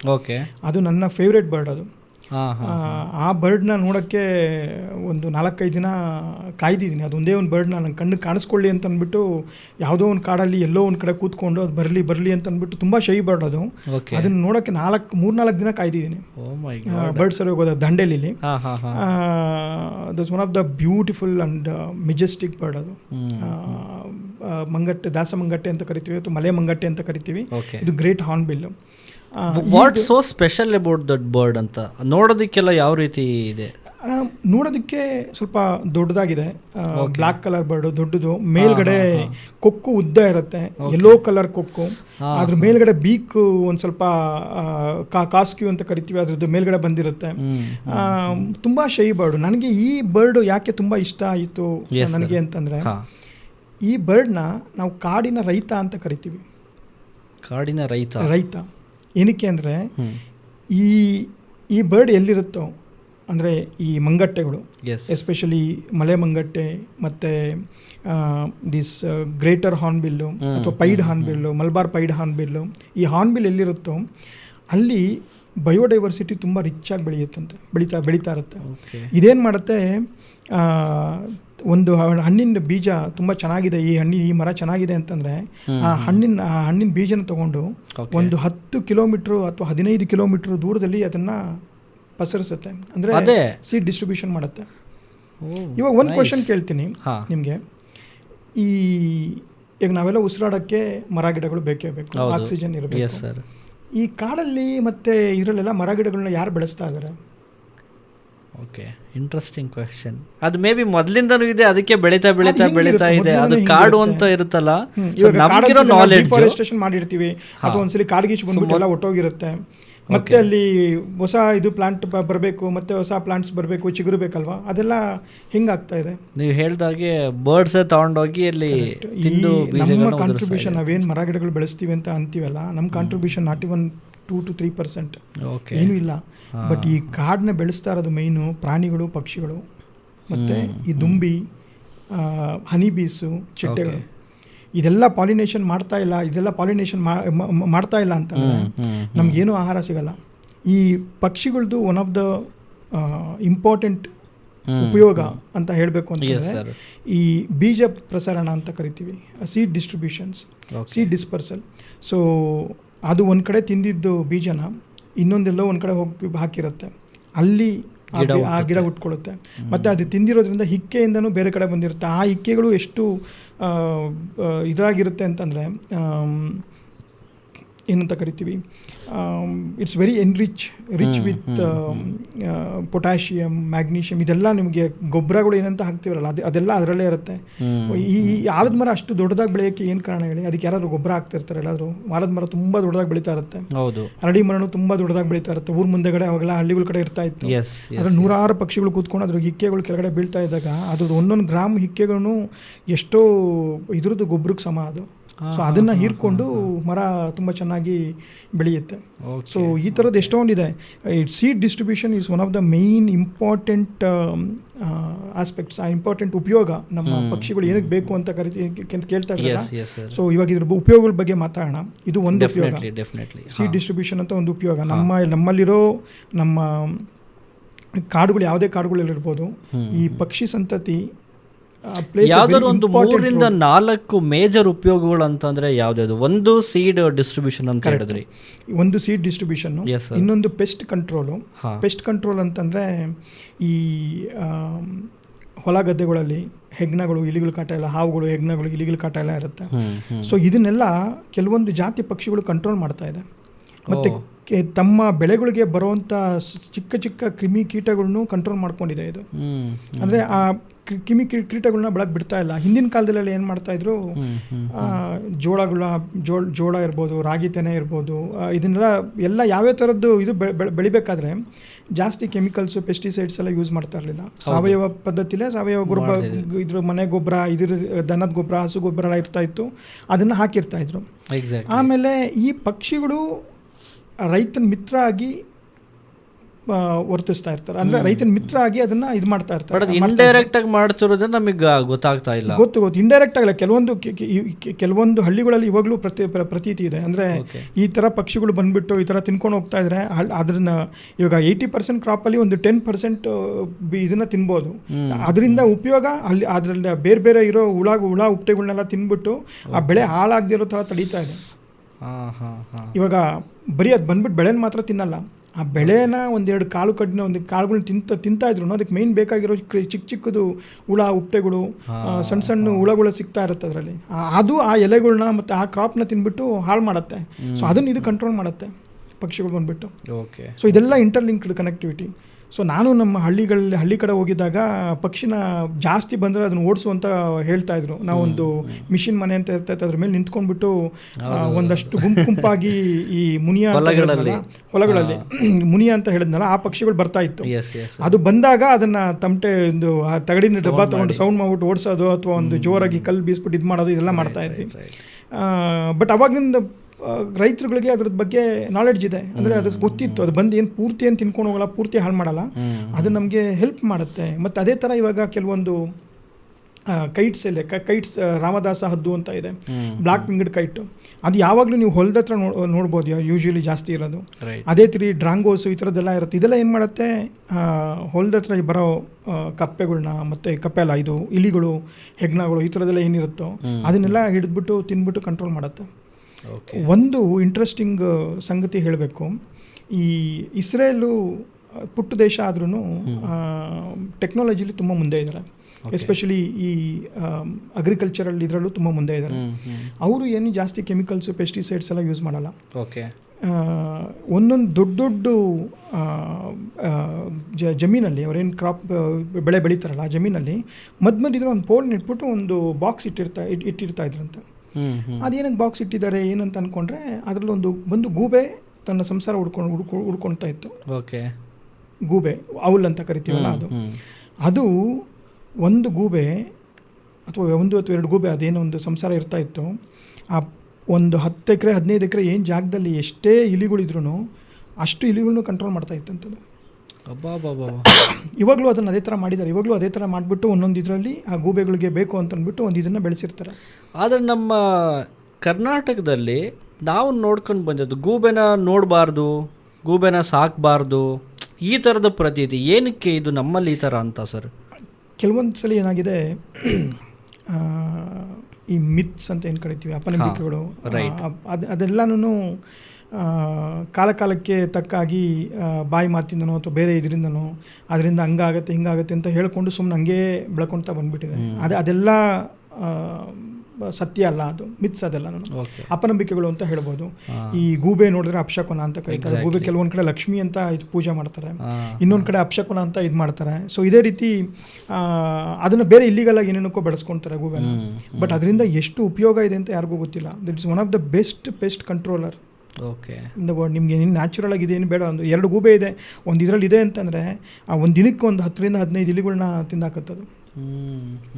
ಇಷ್ಟು ಉಪಯೋಗ ಇದೆ, ಬಟ್ ಯಾರಿಗೂ ಗೊತ್ತಾಗತ್ತಂದರೆ ಅದ್ರ ಬಗ್ಗೆ ತಿಳ್ಕೊಳ್ತಾ ಇಲ್ಲ. ಒಂದು ಸೀಡ್ ಡಿಸ್ಟ್ರಿಬ್ಯೂಷನ್ಸ್, ಪಾಲಿನೇಷನ್ನು, ಪೆಸ್ಟ್ ಕಂಟ್ರೋಲು ಮತ್ತು ವೀಡ್ಸ್ ಕಂಟ್ರೋಲ್ ಅಂತಂದರೆ ಈ ಚಿಕ್ಕ ಚಿಕ್ಕ ಹಕ್ಕಿಗಳು ಗುಬ್ಬಚ್ಚಿ ಥರ ಇದೆಯಲ್ಲ, ಈ ಥರದ್ದು ಒಂದು ಆ ಗುಬ್ಬಚ್ಚಿ ಥರದ್ದೇ ಒಂದು 25 ರಿಂದ 30, 40 ಈ ಡಿಫ್ರೆಂಟ್ ಕ್ಯಾಟಗರೀಸ್ ಇದೆ. ಈ ಮುನಿಯಾಸ್ ಅಂತ ಹೇಳಿದ್ನಲ್ಲ, ರಾಟಿವಾಳರ್ ಮುನಿಯಾ ಅಂತ ಅಂದ್ಬಿಟ್ಟು ಅದರಲ್ಲೇ ಒಂದು 10-15 ಥರದ ಪ್ರಭೇದ ಇದೆ. ಅಂದರೆ scaly breasted munia, red munia, ಮತ್ತು tri colour munia, white rumped munia. So ಈ ಥರದ್ದೆಲ್ಲ ಡಿಫ್ರೆಂಟ್ ಎಲ್ಲ ಒಂದು ಫ್ಲಾಕಲ್ಲಿ ಬರುತ್ತೆ, ಗುಂಪಾಗಿ ಒಂದು 100-200 ಬರುತ್ತೆ. ಇದೆಲ್ಲ ಏನು ಮಾಡುತ್ತೆ, ವೀಡ್ ಕಂಟ್ರೋಲ್ ಅಂತಂದರೆ ಚಿಕ್ಕದು ಗ್ರಾಸ್ ಬೆಳೀತಾ ಇರ್ತಲ್ಲ, ಒಂದೇ ಥರದ್ದು ಬಿಟ್ಬಿಟ್ರೆ ಈ ಕಾಂಗ್ರೆಸ್ ಗಿಡ ಥರ ಒಂದೇ ಥರದ್ದು ಗ್ರಾಸ್ಗಳು ಎಲ್ಲ ಕಡೆ ಬೆಳ್ಕೊಂಬಂದ್ಬಿಡುತ್ತೆ, ಅಥವಾ ಒಂದೇ ಥರದ್ದು ಇದು ಎಲ್ಲ ಕಡೆ ಬೆಳ್ಕೊಂಬಂದ್ಬಿಡುತ್ತೆ. ಸೊ ಇದನ್ನು ಅದು ಕಂಟ್ರೋಲ್ ಮಾಡುತ್ತೆ. ಇದ್ರದ್ದು ಜಾಸ್ತಿ ಬೆಳಿಬಾರ್ದು ಅಂತ ಅಂದ್ಬಿಟ್ಟು ಅದ್ರ ಬೀಜಗಳನ್ನೆಲ್ಲ ತಿಂದ್ಬಿಟ್ಟು ಫುಲ್ ಕಂಟ್ರೋಲ್ ಮಾಡ್ಕೊಂಡು ಬರುತ್ತೆ. ಇವಾಗ ನೀವೇನು ಬೆಳೆದಿರ ಬಿಟ್ಬಿಟ್ರೆ ಒಂದು ಇದರಲ್ಲಿ ಒಂದು ಥರದ್ದು ಕಳೆ, ಆ ಒಂದೇ ಥರದ ಕಳೆ, ಅದು ಬೇಗನೆ ಕಳೆ ಜಾಸ್ತಿ ಬೇಗನೆ ಬೆಳ್ಕೊಳ್ಳುತ್ತಲ್ವ, ಆ ಥರದ್ದು ಗ್ರಾಸ್ ಇರ್ಬೋದು, ಆ ಥರದ ಸಣ್ಣ ಕಳೆ ಇರ್ಬೋದು, ಅದು ಕಂಟಿನ್ಯೂಸ್ ಆಗಿ ಬೆಳ್ಕೊಳ್ತಾ ಬಂದ್ಬಿಡುತ್ತೆ ಅದು. ಸೊ ಇದನ್ನು ಕಂಟ್ರೋಲ್ ಮಾಡುತ್ತೆ. ಸೊ ವೀಡ್ ಕಂಟ್ರೋಲ್ ಅಂತ ಅಂದ್ಬಿಟ್ಟು ಒಂದು. ಇನ್ನೊಂದು ಇಂಪಾರ್ಟೆಂಟ್ ಇದು ಅಂತಂದರೆ ಉಪಯೋಗ ಅಂತಂದರೆ ಸೀಸನಲ್ ಇಂಡಿಕೇಟರ್ಸು. ಇವಾಗ ನಾವು 3 ಥರದ್ದು ಉಪಯೋಗ, 4 ಥರದ್ದು ಉಪಯೋಗ ತಿಳ್ಕೊಂಡ್ರಿ. ಸೀಡ್ ಡಿಸ್ಪರ್ಸಲ್ ಒಂದು, ಮತ್ತು ಪೆಸ್ಟ್ ಕಂಟ್ರೋಲು, ಮತ್ತು ಇನ್ನೊಂದು ವೀಡ್ಸ್ ಕಂಟ್ರೋಲು ಇದೊಂದು, ಮತ್ತು ಪಾಲಿನೇಷನ್ 4 ಆಯಿತು. ಇನ್ನೊಂದು ಇಂಪಾರ್ಟೆಂಟ್ ಉಪಯೋಗ ಈ ಹಕ್ಕಿಗಳಿಂದ ನಮ್ಗೆ ಏನಕ್ಕಿದೆ, ನಮ್ಗೆ ಏನಕ್ಕೆ ಈ ಹಕ್ಕಿಗಳು ಬೇಕು ಅನ್ನೋದಕ್ಕೆ ಸೀಸನಲ್ ಇಂಡಿಕೇಟರ್ಸು. ಅಂದರೆ ಈ ನಮ್ಮ ಪ್ರಕೃತಿಯಲ್ಲಿ ಏನೇ ಬದಲಾವಣೆಗಳಾದರೂ ಅದಕ್ಕೆ ಬೇಗನೆ ಗೊತ್ತಾಗುತ್ತೆ, ಅದು ಬೇಗನೆ ರಿಯಾಕ್ಟ್ ಮಾಡುತ್ತೆ. ಸೊ ಎಕ್ಸಾಂಪಲ್ಲು ಕರೋನಾಗಿಂತ ಮುಂಚೆ 2015-16 ಇರ್ಬೋದು, ಇದು ನಾನು ಓದಿದ್ದು. ಸೌತ್ ಆಫ್ರಿಕಾ ಜೋನ್ಸ್ಬರ್ಗ್ ಗೊತ್ತಲ್ಲ, ಅಲ್ಲಿ ವಲಸೆ ಪಕ್ಷಿಗಳು ಬರೋದು ಕಮ್ಮಿ ಆಗಿಬಿಡ್ತು. ಅದನ್ನು ಆರ್ನಿಥಾಲಜಿಸ್ಟು ಮತ್ತು ಸೈಂಟಿಸ್ಟು ಅಬ್ಸರ್ವ್ ಮಾಡಿದ್ರು. ಅರೆ ಏನಕ್ಕೆ ಇದು ಈ ಸತಿ ಯಾವುದು ಮೈಗ್ರೇಟರಿ ಬರ್ಡ್ಸ್ ಬಂದೇ ಇಲ್ವಲ್ಲ ಈ ಕಡೆಗೆ, ಎಷ್ಟೊಂದು ಯೂಶ್ವಲಿ ಬರ್ತಾ ಇತ್ತು, ಈ ಸತಿ ಏನು ಬಂದಿಲ್ವಲ್ಲ ಅಂತಂದ್ಬಿಟ್ಟು ಸ್ವಲ್ಪ ಟ್ರಿಗರ್ ಆಯಿತು, ತಲೆ ಕೆಡಿಸ್ಕೊಳ್ಳೋಕೆ ಸ್ಟಾರ್ಟ್ ಮಾಡಿದ್ರು. ಆ ವರ್ಷ ಯಾವುದು ಬರಲೇ ಇಲ್ಲ. ಆ ವರ್ಷದಿಂದ ಆ ವರ್ಷ ಏನಕ್ಕೆ ಬರಲಿಲ್ಲ ಅಂದರೆ, ಆ ವರ್ಷ ಅಲ್ಲಿ ಮಳೆನೇ ಆಗಲಿಲ್ಲ. ಮುಂಗಾರು ಮಳೆ ಅಲ್ಲಿ ಏನು ಮಳೆ ಆಗಬೇಕಾಗಿತ್ತು, ಮಳೆನೇ ಆಗಲಿಲ್ಲ. ಅದ್ರ ನೆಕ್ಸ್ಟ್ ಇಯರೂ ಬರಲಿಲ್ಲ. ಸೊ ಅಂದರೆ ಕಂಟಿನ್ಯೂಸ್ ಆಗಿ ಅಲ್ಲಿ 3 years ಬರಗಾಲ ಬಂದುಬಿಟ್ಟಿತ್ತು. ಬೇರೆ ಬೇರೆ ಕಡೆಯಿಂದ ನೀರನ್ನ ತರಿಸ್ಕೊಳ್ತಾ ಇದ್ರು ಜೋನ್ಸ್ಬರ್ಗ್ಗೆ. ಅಲ್ಲಿ ಒಂದೊಂದು ಹನಿ ನೀರಿಗೂ ತತ್ವಾರ ಸ್ಟಾರ್ಟ್ ಆಗಿಬಿಟ್ಟಿತ್ತು. ಸೊ ಈ ಪಕ್ಷಿಗಳು ಅಂದರೆ ಇದು ಇಂಡಿಕೇಟ್ ಕೊಡ್ತಾ ಇದೆ, ಇಲ್ಲೇನೋ ಕ್ಲೈಮೇಟ್ ಚೇಂಜ್ ಆಗಿದೆ, ಇಲ್ಲೇನೋ ಬರಲ್ಲ, ಇಲ್ಲೇನೋ ಆಗಲ್ಲ ಅಂತ ಅಂದ್ಬಿಟ್ಟು ಆಗ್ತಾ ಇದೆ.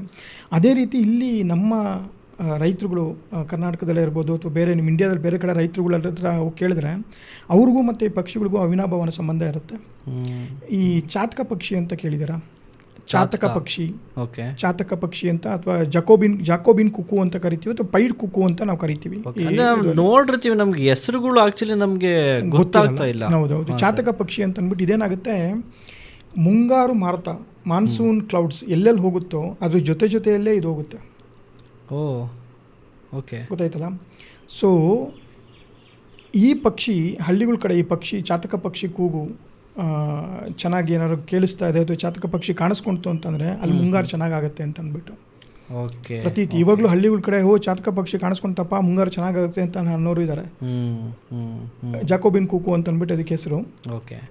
ಆ ಪ್ರತೀತಿ ಇದೆ. ಮತ್ತು ಇನ್ನೊಂದು ಲ್ಯಾಪ್ವಿಂಗ್ ಅಂತ ಕರಿತೀವಿ, ಟಿಟ್ಟಿಬಾ ಅಂತ ಕರಿತೀವಿ, ಲ್ಯಾಪ್ವಿಂಗು. ಇದೊಂದು ಅಧ್ಯಯನ ಮಾಡಿದ್ದಾರೆ. ಇದು ಅಕ್ಯುರೇಟಾಗಿ ನಮ್ಮ ಏನು ಈ ಪ್ರೆಡಿಕ್ಷನ್ಸು ಇದು ನಮ್ಮದು ಏನಂತ ಕರಿತೀವಿ, ಸೆಟಲೈಟ್ ಎಲ್ಲ ಯೂಸ್ ಮಾಡಿಕೊಂಡು ನಾವು ವೆದರ್ ಫೋರ್ಕಾಸ್ಟ್ ಏನು ಕೊಡ್ತೀವಲ್ಲ, ಅದಕ್ಕಿಂತ ಅಕ್ಯುರೇಟಾಗಿ ಈ ಪಕ್ಷಿಗಳು ವೆದರ್ ಫೋರ್ಕಾಸ್ಟ್ನ ಪ್ರೆಡಿಕ್ಟ್ ಮಾಡುತ್ತೆ. ಈ ಹೇಳಿದ್ನಲ್ಲ ಲ್ಯಾಪ್ವಿಂಗ್, ಟಿಟ್ಟಿಬಾ ಅಂತ ಕರಿತೀವಿ. ಇದ್ರದ್ದು ಏನಾಗಿದೆ, ಏನು ಕತೆ ಅಂತಂದರೆ, ಇದು ಯೂಶ್ವಲಿ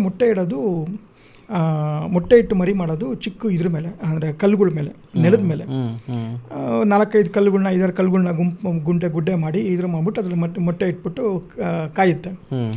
ಸೊ ಇದು ಏನಾದರೂ ಮೊಟ್ಟೆನ ಕೆರೆ ಹತ್ರ, ಕೆರೆ ಕೆಳಗಡೆ ಅಥವಾ ಇನ್ನೂ ತುಂಬ ಇದ್ರ ಕಡೆ ಇಟ್ಟರೆ ಅಥವಾ 1 ಅಥವಾ 2 ಮೊಟ್ಟೆ ಇಟ್ಟರೆ ಇದರಲ್ಲಿ ಮರಗಳು ಇದರಲ್ಲಿ ಮಳೆ ಕಮ್ಮಿ ಆಗುತ್ತೆ ಅಂತ ಅಂದ್ಬಿಟ್ಟು. ಯಾಕಂದರೆ ಕೆರೆ ಹತ್ರನೇ, ಕೆರೆ ಕೆಳಗಡೆನೇ ಇಡ್ತಾ ಇದೆ, ನೀರು ಬರಲ್ಲ ಅಲ್ಲಿ, ಮಳೆ ಕಮ್ಮಿ ಇದೆ ಅಂತ ಅಂದ್ಬಿಟ್ಟು. ಅದೇ ಏನಾದರೂ ಆ ಗೂಡನ್ನ ತೊಗೊಂಬಂದ್ಬಿಟ್ಟು ಮೇಲ್ಗಡೆ ಬದು ಹತ್ರ ಅಥವಾ ಇನ್ನೂ ಏರಿ ಮೇಲ್ಗಡೆ ಅಥವಾ ಸೈಡಲ್ಲಿ ಎಲ್ಲರೂ ಇದು ಮಾಡಿದೆ ಅಂತಂದರೆ ಮಳೆ ಈ ವರ್ಷ ಚೆನ್ನಾಗಾಗುತ್ತೆ, ನೀರು ತುಂಬ ಬರುತ್ತೆ ಕೆರೆಗೆ ಅಂತ ಅಂದ್ಬಿಟ್ಟು ಒಂದು ಪ್ರತೀತಿ. ಇವಾಗಲೂ ಅದು ಅಕ್ಯುರೇಟಾಗಿ, ಅಷ್ಟು ಆಕ್ಯುರೇಟಾಗಿ ಪ್ರಿಡಿಕ್ಷನ್ ಮಾಡುತ್ತೆ ಅಂದರೆ ಆ ಪಕ್ಷಿ ಏನಿರ್ಬೋದು sir? What is the speciality ಅಂತ? It is a gift of nature, gift of nature ಅಂತಾನೆ, ಗಿಫ್ಟ್ ಆಫ್ ಗಾಡ್ ಅಂತಾನೆ ಹೇಳ್ಬೋದು. ಇದೆಲ್ಲ ಸಿಕ್ಸ್ತ್ ಸೆನ್ಸ್ ಅಂತ ನಾವೇನು ತಿಳ್ಕೊಂಡು ನಾವು ಅನ್ಕೊಂತೀವಿ, ನಾವೇ ದೊಡ್ಡ ಮೇಧಾವಿಗಳು, ಮನುಷ್ಯರೇ ದೊಡ್ಡ ಇದು ಅಂತ ಅಂದ್ಬಿಟ್ಟು. ನಮಗಿಂತ ಹೆಚ್ಚಾಗಿ ಈ ಪ್ರಾಣಿ ಮತ್ತು ಪಕ್ಷಿಗಳಿಗೆ ಬರೋ ಡಿಸಾಸ್ಟರ್ ಇರ್ಬೋದು ಅಥವಾ ಏನಾದರೂ ನ್ಯಾಚುರಲ್ ಕೆಲಾಮಿಟೀಸ್ ಇರ್ಬೋದು, ಇದೆಲ್ಲ ಗೊತ್ತಾಗುವಂಥ ಶಕ್ತಿಗಳು ಈ ಪ್ರಾಣಿ ಮತ್ತು ಪಕ್ಷಿಗಳಿಗಿದೆ. ಆಮೇಲೆ ಈ ನಾವು ಅಬ್ಸರ್ವ್ ಮಾಡಿ ಇನ್ನೊಂದು ವಿಚಾರ, ಪ್ಯಾರನಾರ್ಮಲ್ ಆಕ್ಟಿವಿಟೀಸ್ ಏನಾದ್ರು ಆಗ್ತದೆ, ಯಾವುದಾದ್ರು ಒಂದು ಕೆಟ್ಟ ಒಂದು ಎನರ್ಜಿ ಬರ್ತಾ ಇದೆ ಅದೇನಾದ್ರು ಅದೊಂದು ಸೈನ್ ಗೊತ್ತಾದರೆ ಅವೆಲ್ಲ ಸೌಂಡ್ ಮಾಡೋದು. ಹೌದು, ಅದಕ್ಕೆಲ್ಲ ಬೇಗನೆ ಗೊತ್ತಾಗುತ್ತೆ, ಅದರೆಲ್ಲ ಬೇಗನೆ ಗೊತ್ತಾಗುತ್ತೆ. ಮತ್ತು ಅದ್ರ ಇಂಡಿಕೇಶನ್ಸ್ ಕೊಡುತ್ತೆ, ಅದನ್ನು ಬೇರೆ ಎಚ್ಚರಿಸುತ್ತೆ. ಅದು ಒಂದು ಕಡೆ ಇನ್ನೊಂದು ಕಡೆಗೆ ಮೂವ್ ಆಗಿಬಿಡುತ್ತೆ, ಹೊಟ್ಟೋಗ್ಬಿಡುತ್ತೆ. ಸೊ ಇದೆಲ್ಲ ಅಬ್ಸರ್ವೇಷನ್ಸ್ನ ನಾವು ಮಾಡ್ತಾ ಇದ್ರೆ, ಮತ್ತು ಇದು ಅಕ್ಯುರೇಟ್ ಆಗಿ ಪ್ರೂವ್ ಕೂಡ ಆಗಿದೆ. ಇದೆಲ್ಲ ಅದ್ರ ಪ್ಯಾಟ್ರನ್ ಅಬ್ಸರ್ವ್ ಮಾಡಿಕೊಂಡು ಅದು ಎಲ್ಲಿಡುತ್ತೆ, ಯಾವ ಜಾಗದಲ್ಲಿ ಇಡುತ್ತೆ, ಮತ್ತು ಎಷ್ಟು ಮೊಟ್ಟೆ ಇಡುತ್ತೆ, ಅಂದರೆ ಅದಕ್ಕೆ ನೆಕ್ಸ್ಟ್ ಆಹಾರ ಸಿಗುತ್ತಾ ಇಲ್ವಾ. ಜಾಸ್ತಿ ಮೊಟ್ಟೆ ಇದ್ದರೆ ಅದು ಚೆನ್ನಾಗಿ ಮಳೆ ಬೆಳೆ ಆಗಿಬಿಟ್ಟು ಆಹಾರ ಸಿಗುತ್ತೆ ಅಂತ ಅಂದ್ಬಿಟ್ಟು ಅದನ್ನು ಇನ್ಕ್ಯುಬೇಷನ್ ಮಾಡಿಬಿಟ್ಟು ಮರಿಗಳಿಗೆ ಆಹಾರ ಸಿಗುತ್ತೆ ಅಂತ ನೋಡಿಕೊಂಡು ಇದು ಮಾಡುತ್ತೆ. ಸೊ ಇದೆಲ್ಲ ಪ್ಯಾಟ್ರನ್ಸ್ ಅಭ್ಯಾಸ ಮಾಡ್ತಿರ್ಬೇಕಾದ್ರೆ ಅವಾಗ ಹಳೆ ಕಾಲದಲ್ಲೆಲ್ಲ ಹಿಂಗಿರ್ತಾ ಇತ್ತು ಪ್ರೆಡಿಕ್ಷನ್ಸ್. ನಮಗೆ ಇವಾಗೆಲ್ಲ ನಮಗೇನೋ ಸೆಟಲೈಟ್ ಇಮೇಜ್ ಇದೆ, ಅಕ್ಯುರೇಟಾಗಿ ಸ್ವಲ್ಪ ಕೆಲವೊಂದು ಇನ್ಫಾರ್ಮೇಷನ್ಸ್ನ ನಾವು ತಿಳ್ಕೊಳ್ತೀವಿ. ಈ ಮಳೆಗಾಲ, ಇವಾಗ ಬೆಂಗಳೂರಲ್ಲಿ ಮಳೆ ಬರ್ತಾ ಇದೆ, ಅದನ್ನು 2 ದಿನ ಮುಂಚೆನೇ yellow alert, red alert, orange alert ಅಂತ ಅಂದ್ಬಿಟ್ಟೆಲ್ಲ ಪ್ರೆಡಿಕ್ಟ್ ಮಾಡ್ತಾರೆ, ಸ್ವಲ್ಪ ಎಚ್ಚರಿಕೆ ಕೊಡ್ತಾರೆ. ಈ ಹಳೆ ಕಾಲದಲ್ಲೆಲ್ಲ ಹೆಂಗಿರ್ತಾ ಇತ್ತು, ಈ ಥರದ್ದು ಇದರಿಂದ ಸ್ವಲ್ಪ ಒಡನಾಟಗಳಿಂದ ನೋಡಿಕೊಂಡು ತಿಳ್ಕೊಳ್ತಾ ಇದ್ರು, ಮತ್ತು ಅದು ಅಕ್ಯುರೇಟ್ ಆಗಿರ್ತಾ ಇತ್ತು.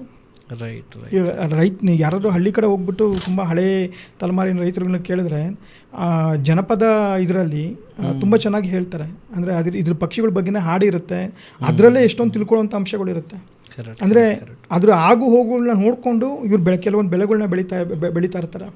ಈ ಥರ ಇಷ್ಟು ಮಳೆ ಆಗುತ್ತಾ, ಈ ಬೆಳೆನ ಬೆಳಿಬೋದು, ಮಳೆ ಚೆನ್ನಾಗಾಗುತ್ತೆ ಅಂತ ಅಂದ್ಕೊಂಡು ಅದ್ರ ಆಗು ಹೋಗುಗಳನ್ನ ನೋಡಿಕೊಂಡು ಈ ಬೆಳೆಗಳನ್ನ ಬೆಳೆಯುವಂಥದ್ದು ಪದ್ಧತಿಗಳು ಇತ್ತು. ಅದನ್ನೆಲ್ಲ ಜನಪದ ಎಷ್ಟೊಂದು ಜನಪದ ಸಾಹಿತ್ಯದಲ್ಲಿರ್ಬೋದು ಅಥವಾ ಜನಪದ ಹಾಡುಗಳಲ್ಲಿರ್ಬೋದು ಅದು ಉಲ್ಲೇಖ ಆಗಿದೆ. ಅದು ವೆರಿ ಬ್ಯೂಟಿಫುಲ್ ಸರ್. ಯಾಕೆಂತಂದ್ರೆ ಇಷ್ಟು ಡೀಪಾಗಿ ಇರುತ್ತೆ ಈ ಪಕ್ಷಿಗಳು. ನಮ್ಮ ಒಂದು ಮಾನವ ಈ ಸಂಕುಲಕ್ಕೆ ಇಷ್ಟೊಂದೆಲ್ಲ ಹೆಲ್ಪ್ ಮಾಡ್ತಾ ಇದೆ. ನಾವು ಬೆಳೀತಾ ಇರೋಂಥ ಬೆಳೆಗಳಿಗೆ ಇಷ್ಟೆಲ್ಲ ಹೆಲ್ಪ್ ಮಾಡ್ತಾ ಇದ್ದೇವೆ ಅಂತ ನಿಜವಾಗ್ಲೂ ಇಟ್ ಈಸ್ ವಂಡರ್ಫುಲ್. ಖಂಡಿತ ಉಪಯೋಗ ಇಲ್ದಿರ ಈ ಪ್ರಕೃತಿಲಿ ಎಲ್ಲನೂ ಅಷ್ಟೇ, ಅದೇನು ಹೇಳ್ತಾರಲ್ಲ, ಒಂದಕ್ಕೊಂದು ಇಂಟರ್ಲಿಂಕ್, ಚೈನ್ ಲಿಂಕ್ ಥರ ಇದ್ದೇ ಇದೆ. ನಾವು ಮನುಷ್ಯ ಈ ಪ್ರಕೃತಿಯಲ್ಲಿ ಒಂದಾಗಿ ಪ್ರಕೃತಿ ಭಾಗವಾಗಿ ಬದುಕಿದ್ರೆ ನಮ್ಗೆ ಉಳಿಗಾಲ ಇದೆ. ಆ ಪ್ರಕೃತಿಯಿಂದ ಈಚೆ ಬಂದು ನಮ್ಮ ಈಗೋ ತೋರಿಸ್ಕೊಂಡು ಇಕೋಸಿಸ್ಟಮ್ನ ಬಿಟ್ಬಿಟ್ಟು ನಮ್ದು ಈಗೋ ಮಾತ್ರ ತೋರಿಸ್ಕೊಂಡು ನಮ್ಮದೇ ಹ್ಯೂಮನ್ ಸೆಂಟ್ರಿಕ್ ಅಂತ ಅಂದ್ಕೊಂಡು ಬದುಕೋಕೆ ಹೋದರೆ ತನ್ನ ಚಪ್ಪಟಿ ಮೇಲೆ ತಾನೇ ಕಲ್ಲು ಹಾಕೊಂತ. ಇವಾಗಲೇ ಆಲ್ರೆಡಿ ಆಗಿರೋದು ಅದೇ ಥರ.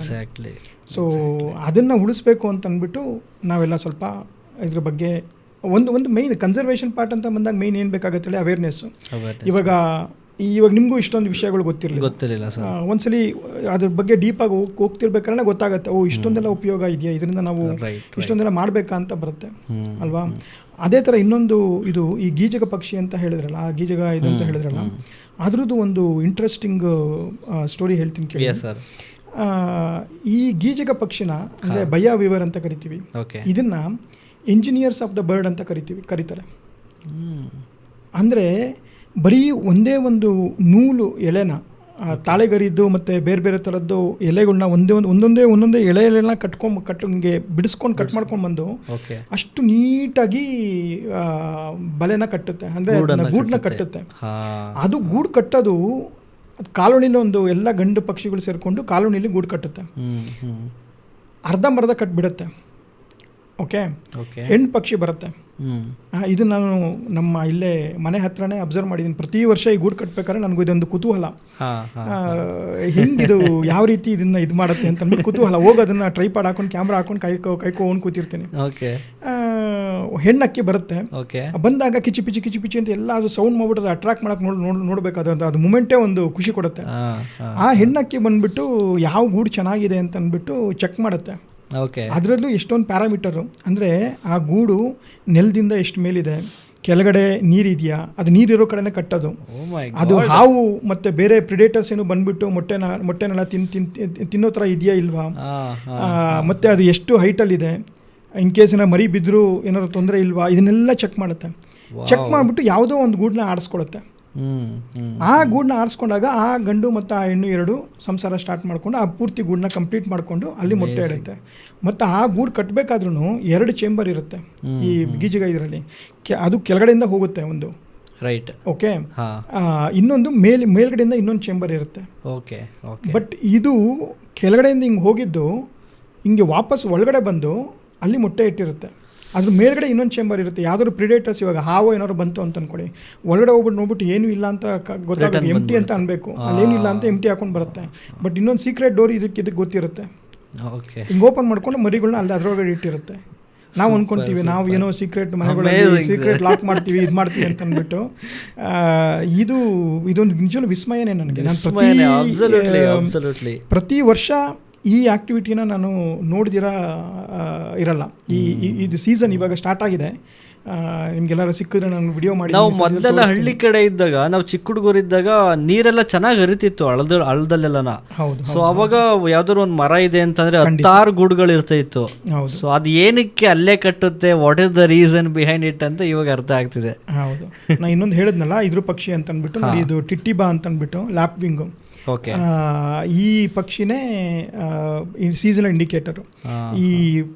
ಮತ್ತೆ ಇದು ಈ ಹೆಂಗೆ ಕೂಗುತ್ತೆ, ಡಿಡ್ ಹಿ ಡೂ ಇಟ್ ಅಂತ ಅಂದ್ಬಿಟ್ಟು ಒಂದು ಕೇಳೋ ಥರದ್ದು ಇದು. ಇದು ಕೆರೆ ಸೈಡು ನೀರು ಜಾಸ್ತಿ ಇರೋ ಕಡೆ ಮಾತ್ರ ಇದು ಕಾಣಿಸ್ಕೊಳ್ಳುತ್ತೆ. ಇದು ಇನ್ನೊಂದು ಗೀಜಿಗದ ಪಕ್ಷಿ ಒಂದು ಇತ್ತು, ಅದರದ್ದೊಂದು ಫೋಟೋ ಇದ್ರೆ ತೋರಿಸ್ಕೊಡ್ತೇನೆ.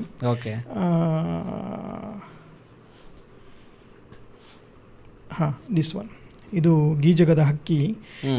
ನಾನು ಇದ್ರ ಬಗ್ಗೆ ಎಷ್ಟೊಂದು ಆರ್ಟಿಕಲ್ಸ್ ಬರೆದಿದ್ದೀನಿ. ಗೀಜಗದ ಸೋಜಿಗ ಅಂತ ಅಂದ್ಬಿಟ್ಟು ಒಂದು ಆರ್ಟಿಕಲ್ಸ್ ಎಲ್ಲ ಬರೆದ್ಬಿಟ್ಟು ಇದು ಪಕ್ಷಿಗಳನ್ನ ಈ ನೆಸ್ಟ್ನ ಹಿಂಗೆ ಬಿಲ್ಡ್ ಮಾಡುತ್ತೆ.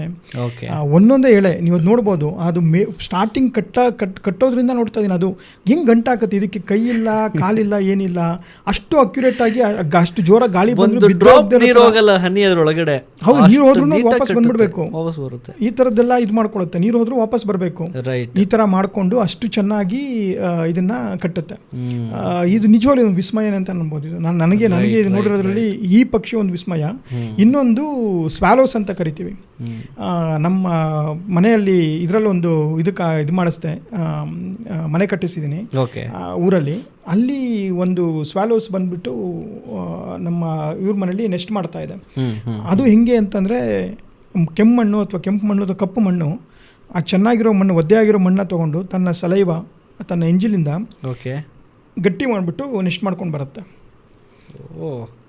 ಅದು 1-2 ಮಾಡುತ್ತೆ. ನಮ್ಮ ಇನ್ನೊಂದು ಕಡೆ ನೀವು ಯಾವ್ದಾದ್ರು ಒಂದು ದೊಡ್ಡ ಬ್ರಿಡ್ಜು ಅಥವಾ ಇಲ್ಲಿ ಕಡೆ ಹೋಗಿರ್ಬೇಕಾದ್ರೆ ನೋಡ್ಬೋದು, ಅದ್ರ ಕೆಳಗಡೆ ಇದ್ರದ್ದು ಕಾಲೋನಿನೇ ಇರುತ್ತೆ. ಅದು ಒಂದೊಂದು ಕಾಲೋನಿಲಿ ಒಂದೊಂದು ಚೇಂಬರ್ಸು, ಒಂದೊಂದು ರೂಮು, ಈ ಥರದ್ದೆಲ್ಲ ಇರುತ್ತೆ. ನಾವು ಅಂದ್ಕೊಳ್ತೀವಿ ನಮ್ಮ ಮಣ್ಣಲ್ಲಿ, ಮತ್ತು ಆ ಕಟ್ಟಿದೆಯಲ್ಲ ಆ ಮಣ್ಣು, ಅಷ್ಟು ಕಪ್ಪು ಮಣ್ಣಲ್ಲಿ ಅದ್ರದ್ದು ಸಲೈವ ಎಲ್ಲ ಇದು ಮಾಡಿಬಿಟ್ಟು ಅಷ್ಟು ಗಟ್ಟಿ ಕಟ್ಟಿರುತ್ತಲ್ಲ, ಅದು ಜೋರಾಗಿ ಮಳೆ ಬಂದು ಅಥವಾ ನೀರು ಉಕ್ಕಿ ಅದು ಕೊಚ್ಕೊಂಡು ಹೋಗೋವರೆಗೂ ಏನಾಗಲ್ಲ. ಅದು ಒಂದು 10-15 ವರ್ಷ ಹಂಗೆ ಇರುತ್ತೆ ಗೂಡುಗಳದು. ಅಂದರೆ ಇನ್ನೆಷ್ಟು ಗಟ್ಟಿಯಾಗಿ ಕಟ್ಟಿರ್ಬೋದು ಅದು. ನಾವು ಅನ್ಕೊಂತೀವಿ ನಾವೇ ದೊಡ್ಡ ಮೇಧಾವಿಗಳು, ಮನೆ ರೂಮ್ ಗೀಮ್ ಎಲ್ಲ ಮಾಡ್ಕೊಂಡಿದ್ದೀವಿ. ನಮಗಿಂತ ಇನ್ನು ಹಿಂದೆ ಎಷ್ಟೋ ವರ್ಷಗಳಿಂದನೇ ಅದೆಲ್ಲ ಮಾಡ್ಕೊಂಡು ಬಿಟ್ಟಿದೆ ಅದು. ಆಮೇಲೆ ಇನ್ನೂ ಸ್ವಲ್ಪ ಡೀಪ್ ಆಗಿ ಮಾತಾಡೋದಾದ್ರೆ, ಬೆಳಗಿನ ಜಾವ ಓಡಾಡ್ತಕ್ಕಂಥ ಪಕ್ಷಿಗಳು ಬೇರೆ, ಬರೀ ರಾತ್ರಿ ಟೈಮ್ ಮಾತ್ರ ಆಚೆ ಕಡೆ ಬರ್ತಕ್ಕಂಥ ಪಕ್ಷಿಗಳು ಬೇರೆ. ಇದ್ರ ಬಗ್ಗೆ ಮಾತಾಡಿದ್ರೆ ನಿಮ್ಗೆ ಅನಿಸುತ್ತೆ, ಯಾವ ರೀತಿ ಪಕ್ಷಿಗಳು ರಾತ್ರಿ ಹೊತ್ತು ಬರುತ್ತೆ, ಯಾವ ರೀತಿ ಪಕ್ಷಿಗಳು ಬೆಳಗ್ಗೆ ಹೊತ್ತು ಆಕ್ಟಿವ್ ಆಗಿರುತ್ತೆ? ಮೆಜಾರಿಟಿ ಆಫ್ ದ ಪಕ್ಷಿಗಳೆಲ್ಲ ಬೆಳಿಗ್ಗೆ ಆಕ್ಟಿವ್ ಆಗಿರುತ್ತೆ. ಅಂದರೆ ಬೆಳಗಿನ ಸಮಯದಲ್ಲಿ ಆಹಾರ ಹುಡ್ಕೊಂಡು ತಿನ್ಕೊಂಡು ಆಕ್ಟಿವ್ ಆಗಿರುವಂಥ ಪಕ್ಷಿಗಳು ಸ್ವಲ್ಪ ಜಾಸ್ತಿನೇ. ಕೆಲವೊಂದು ಪಕ್ಷಿಗಳು ಅಂದರೆ ಈಗ ಔಲ್ಸ್ ಅಂತ ಹೇಳಿದ್ನಲ್ಲ, ಗೂಬೆಗಳು, ಮತ್ತು ನೈಟ್ ಜಾರ್ಸ್ ಅಂತ ಕರಿತೀವಿ, ಮತ್ತು ಕೆಲವೊಂದು ಪ್ರಿಡೇಟರ್ ಅಂದರೆ ನೈಟಲ್ಲಿ ಆಕ್ಟಿವ್ ಆಗಿರುವಂಥ ಹಕ್ಕಿಗಳು ಕೆಲವೊಂದು ಜಾತಿಗಳು ಮಾತ್ರ ಇದೆ. ಇವು ನೈಟಲ್ಲಿ ಮಾತ್ರ ನ್ಯಾಕ್ಟೋರಿಯಲ್ ಅನಿಮಲ್ಸ್ ಅಂತ ಕರಿತೀವಿ, ಬರ್ಡ್ಸ್ ಅಂತ ಕರಿತೀವಿ. ಇದು ಬರೀ ರಾತ್ರಿ ಸಂಜೆ ಆದಮೇಲೆ ಸ್ಟಾರ್ಟ್ ಆಗುತ್ತೆ ಇದ್ರ ಆಕ್ಟಿವಿಟಿ, ಅಪ್ ಟು ಬೆಳಗ್ಗೆ ತನಕ ಇರುತ್ತೆ, ಇದಿರುತ್ತೆ. ಮತ್ತು ಇನ್ನೊಂದು ಇದರಲ್ಲಿ ಗೂಬೆಗೆ ಬೆಳಗ್ಗೆ ಹೊತ್ತು ಹಗಲೊತ್ತಲ್ಲಿ ಕಣ್ ಕಾಣಲ್ಲ, ಮತ್ತು ಅದೆಲ್ಲ ಸುಳ್ಳದು. ಹೌದಾ? ಚೆನ್ನಾಗಿ ಕಣ್ ಕಾಣುತ್ತೆ, ಅದ್ರ ಚೆನ್ನಾಗಿರುತ್ತೆ. ಬಟ್ ಏನಂದರೆ ಬೆಳಗ್ಗೆ ಹೊತ್ತು ಸೋಂಬೇರಿ, ಅಂದರೆ ಅದಕ್ಕೆ ತುಂಬ ಜಾಸ್ತಿ ಇದು ನೋಡೋಕ್ಕಾಗಲ್ಲ. ರಶ್ ತೊಗೊಂಡು ಆರಾಮಾಗಿ ಯಾವುದೊಂದು ಪೊಟ್ರಲ್ಲಿ ಆರಾಮಾಗಿರುತ್ತೆ. ಅದು ಇದು ಆಗ್ತಿದ್ದಂಗೆ ಸಂಜೆ ಆಗ್ತಿದ್ದಂಗೆ ಈಚೆ ಬರುತ್ತೆ, ಅದರ ಆಹಾರ ಹುಡ್ಕೊಂಡು ಇದು ಮಾಡಿಕೊಂಡು ಸ್ಟಾರ್ಟ್ ಮಾಡುತ್ತೆ. ನೈಟಲ್ಲಿ ಆಕ್ಟಿವಿಟಿ ಸ್ವಲ್ಪ ಜಾಸ್ತಿ ಇರುತ್ತೆ, ಪ್ರಾಣಿಗಳ ಆಕ್ಟಿವಿಟಿ ಜಾಸ್ತಿ ಇರುತ್ತೆ. ಅದನ್ನು ಅವಲಂಬಿತವಾಗಿ ಆಹಾರದ ಮೇಲೆ ಅವಲಂಬಿತವಾಗಿ ಇರುವಂಥ ಪಕ್ಷಿಗಳು ಕೆಲವೊಂದಿದೆ. ಸೊ ಮೆಜಾರಿಟಿ ಆಫ್ ದ ಪಕ್ಷಿಗಳೆಲ್ಲ ನಮ್ಗೆ ನೋಡಿ ಸಿಗುವಂಥದ್ದೆಲ್ಲ ಬೆಳಗ್ಗೆನೆ. ಮತ್ತು ಇನ್ನೊಂದೇನಂತಂದರೆ ಇದರಿಂದ ಇನ್ನೊಂದು ನೋಡಿ ತಿಳ್ಕೊಳ್ಳೋದು ಅಂತಂದರೆ, ಇದು ತನ್ನ ಮೇಟಿಂಗ್ ಸೀಸನಲ್ಲಿ ಮಾತ್ರ ಗೂಡು ಕಟ್ಕೊಳ್ಳುತ್ತೆ, ಮರಿ ಮಾಡುತ್ತೆ, ನೆಕ್ಸ್ಟ್ ಬಿಟ್ಟು ಹೋಗುತ್ತೆ. ಮತ್ತು ಏನು ಕೂಡಿರೋಲ್ಲ, ಏನಿರಲ್ಲ. ಆವತ್ತಿನ ದಿನ ಏನು ಬೇಕೋ ಅಚ್ಚುಕಟ್ಟಾಗಿ ಫ್ರೀಯಾಗಿ ಎಲ್ಲಿ ಬೇಕೋ ಅಲ್ಲಿ ಓಡಾಡಿಕೊಂಡು ಹಾರಾಡಿಕೊಂಡು ತಿನ್ಕೊಂಡು ರಾತ್ರಿ 6 ಗಂಟೆ ಆಗ್ತಿದ್ದಂಗೆ ಬಂದು ಸೇರ್ಕೊಂಡ್ಬಿಡುತ್ತೆ ಗೂಡಿಗೆ, ಅಥವಾ ಮರದ್ದೆಲ್ಲ ಒಂದು ಪೊಟ್ಟಲ್ಲಿ ಸೇರ್ಕೊಂಡ್ಬಿಡುತ್ತೆ. ಇನ್ನು ಬೆಳಿಗ್ಗೆ ತನಕ ಇರಲ್ಲ. ಬೆಳಿಗ್ಗೆ 6 ಗಂಟೆಗೆ 5:30-6 ಗಂಟೆಗೆ ಸ್ಟಾರ್ಟ್ ಆಗಿಬಿಡುತ್ತೆ ಎದ್ದೊಳೋದು ಅದ್ರದ್ದು ಆ್ಯಕ್ಟಿವಿಟೀಸ್. ಎದ್ಬಿಟ್ಟು ಆಹಾರ ಹುಡ್ಕೋಕ್ಕೆ ಸ್ಟಾರ್ಟ್ ಮಾಡುತ್ತೆ. ಸೊ ಇಟ್ಸ್ ಅ ಪೀಸ್ಫುಲ್, ಒಂಥರ ಅದರದ್ದು ಆಕ್ಟಿವಿಟೀಸ್ನೇ ಬೇರೆ ಥರನೇ ಆ ಥರ ಇರುತ್ತೆ. ಆಮೇಲೆ ನೀವು ನೈಟ್ ಶೂಟ್ಗಳನ್ನೆಲ್ಲ ಹೋದಾಗ, ಫೋಟೋಗ್ರಫಿಗೆ ಅಂತ ಹೋದಾಗ, ಯಾವುದಾದ್ರೂ ಒಂದು ಡೇಂಜರಸ್ ಇನ್ಸಿಡೆಂಟ್ ಫೇಸ್ ಮಾಡಿದ್ದೀರಾ? ಯಾವುದಾದ್ರೂ ಒಂದು ತೊಂದರೆ ಆಗಿರೋ ಥರದ್ದು? ಯಾಕೆಂತಂದರೆ ನೀವು ವೈಲ್ಡ್ ಲೈಫ್ ಫೋಟೋಗ್ರಫೀಸ್ ಎಲ್ಲ ಮಾಡ್ತಿರ್ತಾರೆ. ಬರ್ಡ್ ಶೂಟಿಂಗ್ ಅಂತ ಹೋದ್ರೆ definitely there will be some incidents happens. So ಆ ಥರದ್ದು ಯಾವುದಾದ್ರು ನಿಮಗೆ ನೆನಪಿರೋದಿದೆಯಾ ಸರ್? ತುಂಬಾ ಇದೆ. ಇದೆಲ್ಲ ಕೆಲವೊಂದು ಇಂಟ್ರೆಸ್ಟಿಂಗ್ ಸ್ಟೋರೀಸು ಒಂದೊಂದು ಕಡೆ ಹೋದಾಗ್ಲೂ ಒಂದೊಂದು ಥರದ್ದು ಅನುಭವಗಳಾಗಿದೆ. ಯೂಶ್ವಲಿ ನಾವು ಸ್ವಲ್ಪ ಎಕ್ಸ್ಪರ್ಟ್ ಲೆವೆಲ್ಗೆ ಈ ಥರ ಬಂದಾದಮೇಲೆ, ಇವಾಗ ಹೇಳಿದ್ವಲ್ಲ ಇಂಡಿಯಾದಲ್ಲಿ 1300+ ಬರ್ಡ್ಸ್ ಇದೆ ಅಂತ, ನಾನು ಆಲ್ಮೋಸ್ಟ್ ಒಂದು 700-800 ಪಕ್ಷಿಗಳನ್ನ ನೋಡ್ಬಿಟ್ಟಿದ್ದೀನಿ ಇಂಡಿಯಾದಲ್ಲಿ. ಅದು ಒಂದೇ ಕಡೆ ಸಿಗಲ್ಲ. ಅಂದರೆ ಕರ್ನಾಟಕದಲ್ಲಿ ಒಂದಷ್ಟು ಸಿಕ್ಕಿದ್ರೆ, ನಮ್ಮ ಹಿಮಾಲಯ ಕಡೆ ಹೋದಾಗ ಅಲ್ಲಿ ಪ್ರಭೇದ ಸಿಗುವಂಥ ಪ್ರಭೇದನೇ ಬೇರೆ. ಈ ಕಡೆ ಗುಜರಾತು, ಮರಳುಗಾಡ ಕಡೆ ಗುಜರಾತು, ರಾಜಸ್ಥಾನ ಈ ಕಡೆ ಸಿಗುವಂಥ ಪ್ರಭೇದಗಳೇ ಬೇರೆ. ಮಧ್ಯಪ್ರದೇಶ ಮತ್ತು ಈ ಕಡೆ ಕೇರಳ ಈ ಕಡೆ ಎಲ್ಲ ಬಂದಾಗ ಸಿಗುವಂಥ ಪ್ರಭೇದಗಳೇ ಬೇರೆ. ವೆಸ್ಟರ್ನ್ ಘಾಟ್ಸಲ್ಲಿ ಬೇರೆ ಇರುತ್ತೆ, ಈಸ್ಟರ್ನ್ ಘಾಟ್ಸಲ್ಲಿ ಬೇರೆ ಥರ ಸಿಗುತ್ತೆ. ಮತ್ತು ಇದೆಲ್ಲ ಡಿಸ್ಟ್ರಿಬ್ಯೂಟ್ ಆಗಿರುತ್ತೆ. ಅಂದರೆ ನಾ ಅದಕ್ಕೆ ಹೋಗಿಂತ ಮುಂಚೆ ಇನ್ನೊಂದು ಸಣ್ಣ ಮಾಹಿತಿ ಕೊಡ್ತೀನಿ.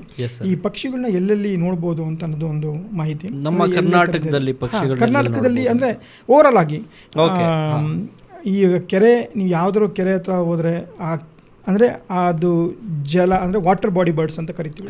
ಅಲ್ಲಿ ವಾಸಿಸುವಂಥ ಪಕ್ಷಿಗಳೇ ಒಂದು ಬೇರೆ ಥರ ಇರುತ್ತೆ. ಅದ್ರ ಬರೀ ಮೀನು, ಕಪ್ಪೆ, ಏಡಿ ಈ ಥರದ್ದೆಲ್ಲ ಅಲ್ಲಿ ಏನು ಆಹಾರ ಸಿಗುತ್ತೆ ತಿನ್ಕೊಂತ ಬರ್ತದೆ. ಇನ್ನೊಂದು ಮರದ ಮೇಲೆ ವೃಕ್ಷವಾಸಿ ಪಕ್ಷಿಗಳು, ಮರದ ಮೇಲೆ ವಾಸಿಸುವಂಥ ಪಕ್ಷಿಗಳದೇ ಬೇರೆ ಇರುತ್ತೆ. ಮತ್ತು ಆಕಾಶದಲ್ಲಿ ಹಾರಾಡಿಕೊಂಡು ಇದು ಜೀವಿಸ್ಕೊಂಡು, ಮತ್ತು ಅವಾಗ ಅದು ಕೆಳಗಡೆ ಬರ್ತಾ ಇರುತ್ತೆ, ರೆಸ್ಟಿಂಗ್ಗೆ ರೂಸ್ಟಿಂಗ್ ಎಲ್ಲ ಕೆಳಗಡೆ ಬರುತ್ತೆ. ಬಟ್ ಅದು ಜಾಸ್ತಿ ಮೇಲ್ಗಡೆ ಆಹಾರದ ಅದು ಆಕಾಶದಲ್ಲೇ ಇರುತ್ತೆ. ಹದ್ದು, ಗಿಡುಗ, ವಲ್ಚರ್ಸು ಇದೆಲ್ಲ ಅಲ್ಲಿ ಇದು ಮಾಡೋಂಥ ಪಕ್ಷಿಗಳು. ಮತ್ತು ನೆಲದ ಮೇಲೆ ಆಹಾರ ಹುಡ್ಕೊಂತ ವಾಸಿಸುವಂಥ ಪಕ್ಷಿಗಳೇ ಬೇರೆ. ಈ ಗುಬ್ಬಚ್ಚಿ, ಮುನಿಯಾಸು, ಈ ಗೀಜಗ ಅಂತ ಕರಿತೀವಲ್ಲ, ಇದೆಲ್ಲನೂ ನೆಲದ ಮೇಲೆ ಇದು ಮಾಡಿಕೊಂಡು ಆಹಾರ ಇದು ಮಾಡ್ಕೊಂಡಿರುವಂಥ ಪಕ್ಷಿಗಳೇ ಬೇರೆ. ಸೊ ಈ ಥರದ್ದು ಡಿಫ್ರೆಂಟ್ ಏನಂತ ಹೇಳ್ತೀವಿ, ಹೆಬಿಟೇಟ್ ಅಂತ ಕರಿತೀವಿ. ವೃಕ್ಷದಲ್ಲಿ ವಾಸಿಸುವಂಥ ಪಕ್ಷಿಗಳು ಬೇರೆ, ಕುರುಚಲು ಪ್ರದೇಶದಲ್ಲಿ ವಾಸಿಸುವಂಥ ಪಕ್ಷಿಗಳು ಬೇರೆ, ದಟ್ಟ ಕಾಡಲ್ಲಿ ವಾಸಿಸುವಂಥ ಪಕ್ಷಿಗಳು ಬೇರೆ. ಸೊ ಇದೆಲ್ಲ ಒಂದೊಂದು ಬೇರೆ ಬೇರೆ ಕೆಟಗರಿಲಿ ಇರುತ್ತೆ. ನಾವು ಆ ಥರದ ಪಕ್ಷಿ ನೋಡಬೇಕು ಅಂದಾಗ ಅಂಥ ಕಡೆ ಹೋಗ್ಬಿಟ್ಟು ಇದನ್ನು ಅಭ್ಯಾಸ ಮಾಡೋಕ್ಕೆ ಹೋಗ್ತೀವಿ. ಈಗ ವಾಟರ್ ಬಾಡಿ ಬರ್ಡ್ ಅಂತಂದರೆ ಬರೀ ವಾಟರ್ ರಿಲೇಟೆಡ್ ಬರ್ಡ್ಸ್ ಆಕ್ಟಿವಿಟೀಸ್ನ ನೋಡೋಕ್ಕೆ ಸಿಗುತ್ತೆ ನಮಗೆ. ಅಲ್ಲಿ ಜಾಸ್ತಿ ಸಿಗಲ್ಲ. ಅದ್ರ ಪಕ್ಕ ಏನಾದರೂ ಸಣ್ಣ ಮರಗಳು ಅದು ಇದು ಇತ್ತು ಅಂತಂದರೆ ಸಣ್ಣ ಪುಟ್ಟ ಮರದ್ದು ಇದ್ರ ಪಕ್ಷಿಗಳು ಸಿಗುತ್ತೆ. ಸೊ ಈ ಥರ ಮಾಡ್ಬೇಕಾದ್ರೆ ನಮಗೆ ಬರ್ಡ್ ಸರ್ವೆಗೆ ಅಂತ ಕರಿತಾ ಇದ್ರು ನಮ್ಮನ್ನು. ಅಂದರೆ ಈ ಕರ್ನಾಟಕ ಫಾರೆಸ್ಟ್ ಡಿಪಾರ್ಟ್ಮೆಂಟಿಂದ ಇರ್ಬೋದು, ಮತ್ತು Kerala forest department, Tamil Nadu forest department, ಇಲ್ಲೆಲ್ಲ ಸಿಂಕ್ರೊನೈಸ್ಡ್ ಬರ್ಡ್ ಸರ್ವೇಸ್ ಅಂತ ಮಾಡ್ತಾರೆ. ಸೊ ಅವಾಗ ನಮ್ಮ ವಾಲಂಟಿಯರ್ ಆಗಿ ನಮ್ಮನ್ನು ಯಾರಿಗಾರು ಇಂಟ್ರೆಸ್ಟ್ ಇದ್ದರೆ ಬನ್ನಿ ಅಂತ ಕರೀತಾರೆ. ಸೊ ನಾನು ತುಂಬ ಇದಕ್ಕೆಲ್ಲ ರಿಜಿಸ್ಟರ್ ಮಾಡ್ಕೊತಾ ಇದ್ದೆ. ವರ್ಷದಲ್ಲಿ ಒಂದು 3-4 ಸರ್ವೆ ಅಂತೂ ಖಂಡಿತವಾಗ್ಲೂ ಯಾವುದೂ ಮಿಸ್ ಇಲ್ದಿರ ಹೋಗ್ತಾ ಇದ್ದೆ. ಅಲ್ಲಿ ಒಂದು ಅಡ್ವಾಂಟೇಜ್ ನಮ್ಗೆ ಏನಂತಂದರೆ, ಯಾರು ಅಕ್ಸೆಸ್ ಮಾಡದಿರೋಂಥ ಜಾಗಗಳಿಗೆ ನಮ್ಗೆ ಅಕ್ಸೆಸ್ ಸಿಗುತ್ತೆ. ಅಂದರೆ ಇವಾಗ ಫಾರೆಸ್ಟ್ ಡಿಪಾರ್ಟ್ಮೆಂಟ್ ಅವರು ಬೀಟ್ಗೆ ಅಂತ ಹೋಗ್ತಾರಲ್ಲ, ಅಲ್ಲಿ ಕೆಲವೊಂದು ಕಡೆ ಸಫಾರಿಗಳದೆಲ್ಲ ನೀವು ಸುಮ್ಮನೆ ಹೋದಾಗ ಒಂದು ಫಾರೆಸ್ಟ್ ಕಡೆ ಹೋದಾಗ ಬರೀ ಸಫಾರಿ ಹೋಗ್ಬಿಟ್ಟು ನೋಡ್ಕೊಂಡು ಬರ್ತೀವಿ. ಬಟ್ ಬೇರೆ ಕಡೆ ನಾವು ಇನ್ಸೈಡ್ ದ ಫಾರೆಸ್ಟ್ ನಾವು ಬರೀ ಡೇಂಜರಸ್ ಪ್ಲೇಸಸ್ ಅನ್ನೋ ಥರ. ಹಾಂ, ಅಂದರೆ ನಾವು ಅದನ್ನು ಡೇಂಜರ್ ಅಂತ ನಾವು ಕರೆಯೋಕ್ಕಾಗಲ್ಲ. ಡೇಂಜರ್ ಅಂತ ಅಲ್ಲ, ನಮಗೆ ಡೇಂಜರ್ ಅಂತ ಅನ್ಸ್ಬೋದು, ಬಟ್ ಅದ್ರ ವಾಸಸ್ಥಾನ, ಆ ಕಾಡು ಪ್ರಾಣಿಗಳ ವಾಸಸ್ಥಾನಕ್ಕೆ ಅವ್ರ ಮನೆಗೆ ನಾವು ಹೋಗ್ತಾ ಇದೀವಿ ಅಂತ ಅಷ್ಟೇ. ಓಕೆ, ಅದು ನಾವು ಅದಕ್ಕೆ ಏನಾದ್ರು ತೊಂದರೆ ಮಾಡೋರು ಅದಕ್ಕೆ ತೊಂದರೆ ಮಾಡುತ್ತೆ, ಇಲ್ಲ ಅಂದರೆ ಇಲ್ಲ. ಅದ್ರದ್ದು ವಾಸಸ್ಥಾನಕ್ಕೆ ನಾವು ಅದ್ರ ಹತ್ರ ಹೋಗ್ತಾ ಇದೀವಿ. ಅದು ನಡ್ಕೊಂಡು, ಜೀಪಲ್ಲೆಲ್ಲ ಏನಲ್ಲ, ನಡ್ಕೊಂಡು ದಿನಕ್ಕೆ 20-20ರಿಂದ ಒಂದು 15-20 ಕಿಲೋಮೀಟ್ರ್ ವಾಕ್ ಮಾಡಿಕೊಂಡು ಬೆಳಿಗ್ಗೆ ನಾವು 6 ಗಂಟೆಗೆ ಸ್ಟಾರ್ಟ್ ಮಾಡಿದ್ರೆ ನಾವು 11-11:30 ತಿಂಡಿ ತಿನ್ನೋ ಹೊತ್ತಿಗೆ ವಾಪಸ್ ಬರ್ತಾ ಇದ್ವಿ. ಒಂದು 10-8 ಕಿಲೋಮೀಟ್ರ್ ಸುತ್ತಿರ್ತಾ ಇದ್ವಿ. ಈ ಪ್ರತಿಯೊಂದು ಪಾತ್ರ ನಡ್ಕೊಂಡು ಹೋಗ್ಬೇಕಾದ್ರೆ ಅಲ್ಲಿ ನಮ್ಗೆ ಏನೇನು ಸಿಗುತ್ತೆ, ಯಾವ್ಯಾವ ಥರದ ಪಕ್ಷಿಗಳು ಸಿಗುತ್ತೆ, ಯಾವ್ಯಾವ ಥರದ್ದು ಇದು ನಡೀತಾ ಇದೆ, ಇದನ್ನೆಲ್ಲ ನಾವು ಡಾಕ್ಯುಮೆಂಟೇಷನ್ ಮಾಡ್ಕೊಂಡು ಬರಬೇಕಾಗಿತ್ತು.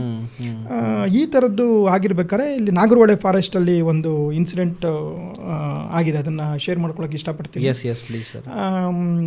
ಪಕ್ಷಿ ಸರ್ವೆ ಇದು ನಂದು 5ನೇದು 6ನೇದು ಬಂಡೀಪುರ ನಾಗರಹೊಳೆ ಫಾರೆಸ್ಟಲ್ಲಿ ಇದ್ದಿದ್ದು. ಅನ್ಫಾರ್ಚುನೇಟ್ಲಿ ಯೂಶಲಿ ನಾವು ಹೋಗ್ಬೇಕಾದ್ರೆ ನಮ್ಮ ಜೊತೆ ಇಬ್ಬರು ಇರ್ತಾ ಇದ್ವಿ. ನಾವು ಯೂಶಲಿ ಇಬ್ಬರು ಅಥವಾ 3 ಜನ ಒಂದೊಂದು ಗ್ರೂಪಲ್ಲಿ ಇರ್ತಾ ಇದ್ವಿ. ನನ್ನ ಜೊತೆ ಒಬ್ಬರು ಬರಬೇಕಾಗಿರೋರು ಯಾರೋ ಬರಲಿಲ್ಲ ಅಂತ ಅಂದ್ಬಿಟ್ಟು ಒಂದು ಬೀಟ್ಗೆ ನಾನು ಒಬ್ಬನ್ನೇ ಹಾಕ್ಬಿಟ್ಟಿದ್ರು. ಅಂದರೆ ನಿಮ್ಮ ಈ ರೇಂಜ್ಗೆ ನೀವಿಬ್ಬರೇ ನೋಡ್ಕೋಬೇಕು, ನೀವೊಬ್ಬರೇ ಇರೋದು ಅಂತ ಅಂದ್ಬಿಟ್ಟು ನಾನು ಒಬ್ಬರೇ, ಅಂದರೆ ಒಬ್ಬನೇ ಅಂತಂದರೆ ನಾನು ವಾಲಂಟಿಯರ್ ಆಗಿ ನಾನು ಒಬ್ಬನೇ ಆ ಕಡೆ ಹೋಗಿದ್ದೆ. ಅದೊಂದು ಪೋಸ್ಟ್, ಅಂದರೆ ಒಂದು ಏನಂತ ಕರೀತಾರೆ, ಆಂಟಿ ಪೌಚಿಂಗ್ ಕ್ಯಾಂಪ್ ಅಂತ ಕರೀತಾರೆ, ಅಲ್ಲಿ ಕರ್ಕೊಂಡು ಹೋಗಿದ್ವಿ. ಅದು ಹುಣಸೂರು ರೇಂಜಲ್ಲಿ ಬರುತ್ತೆ.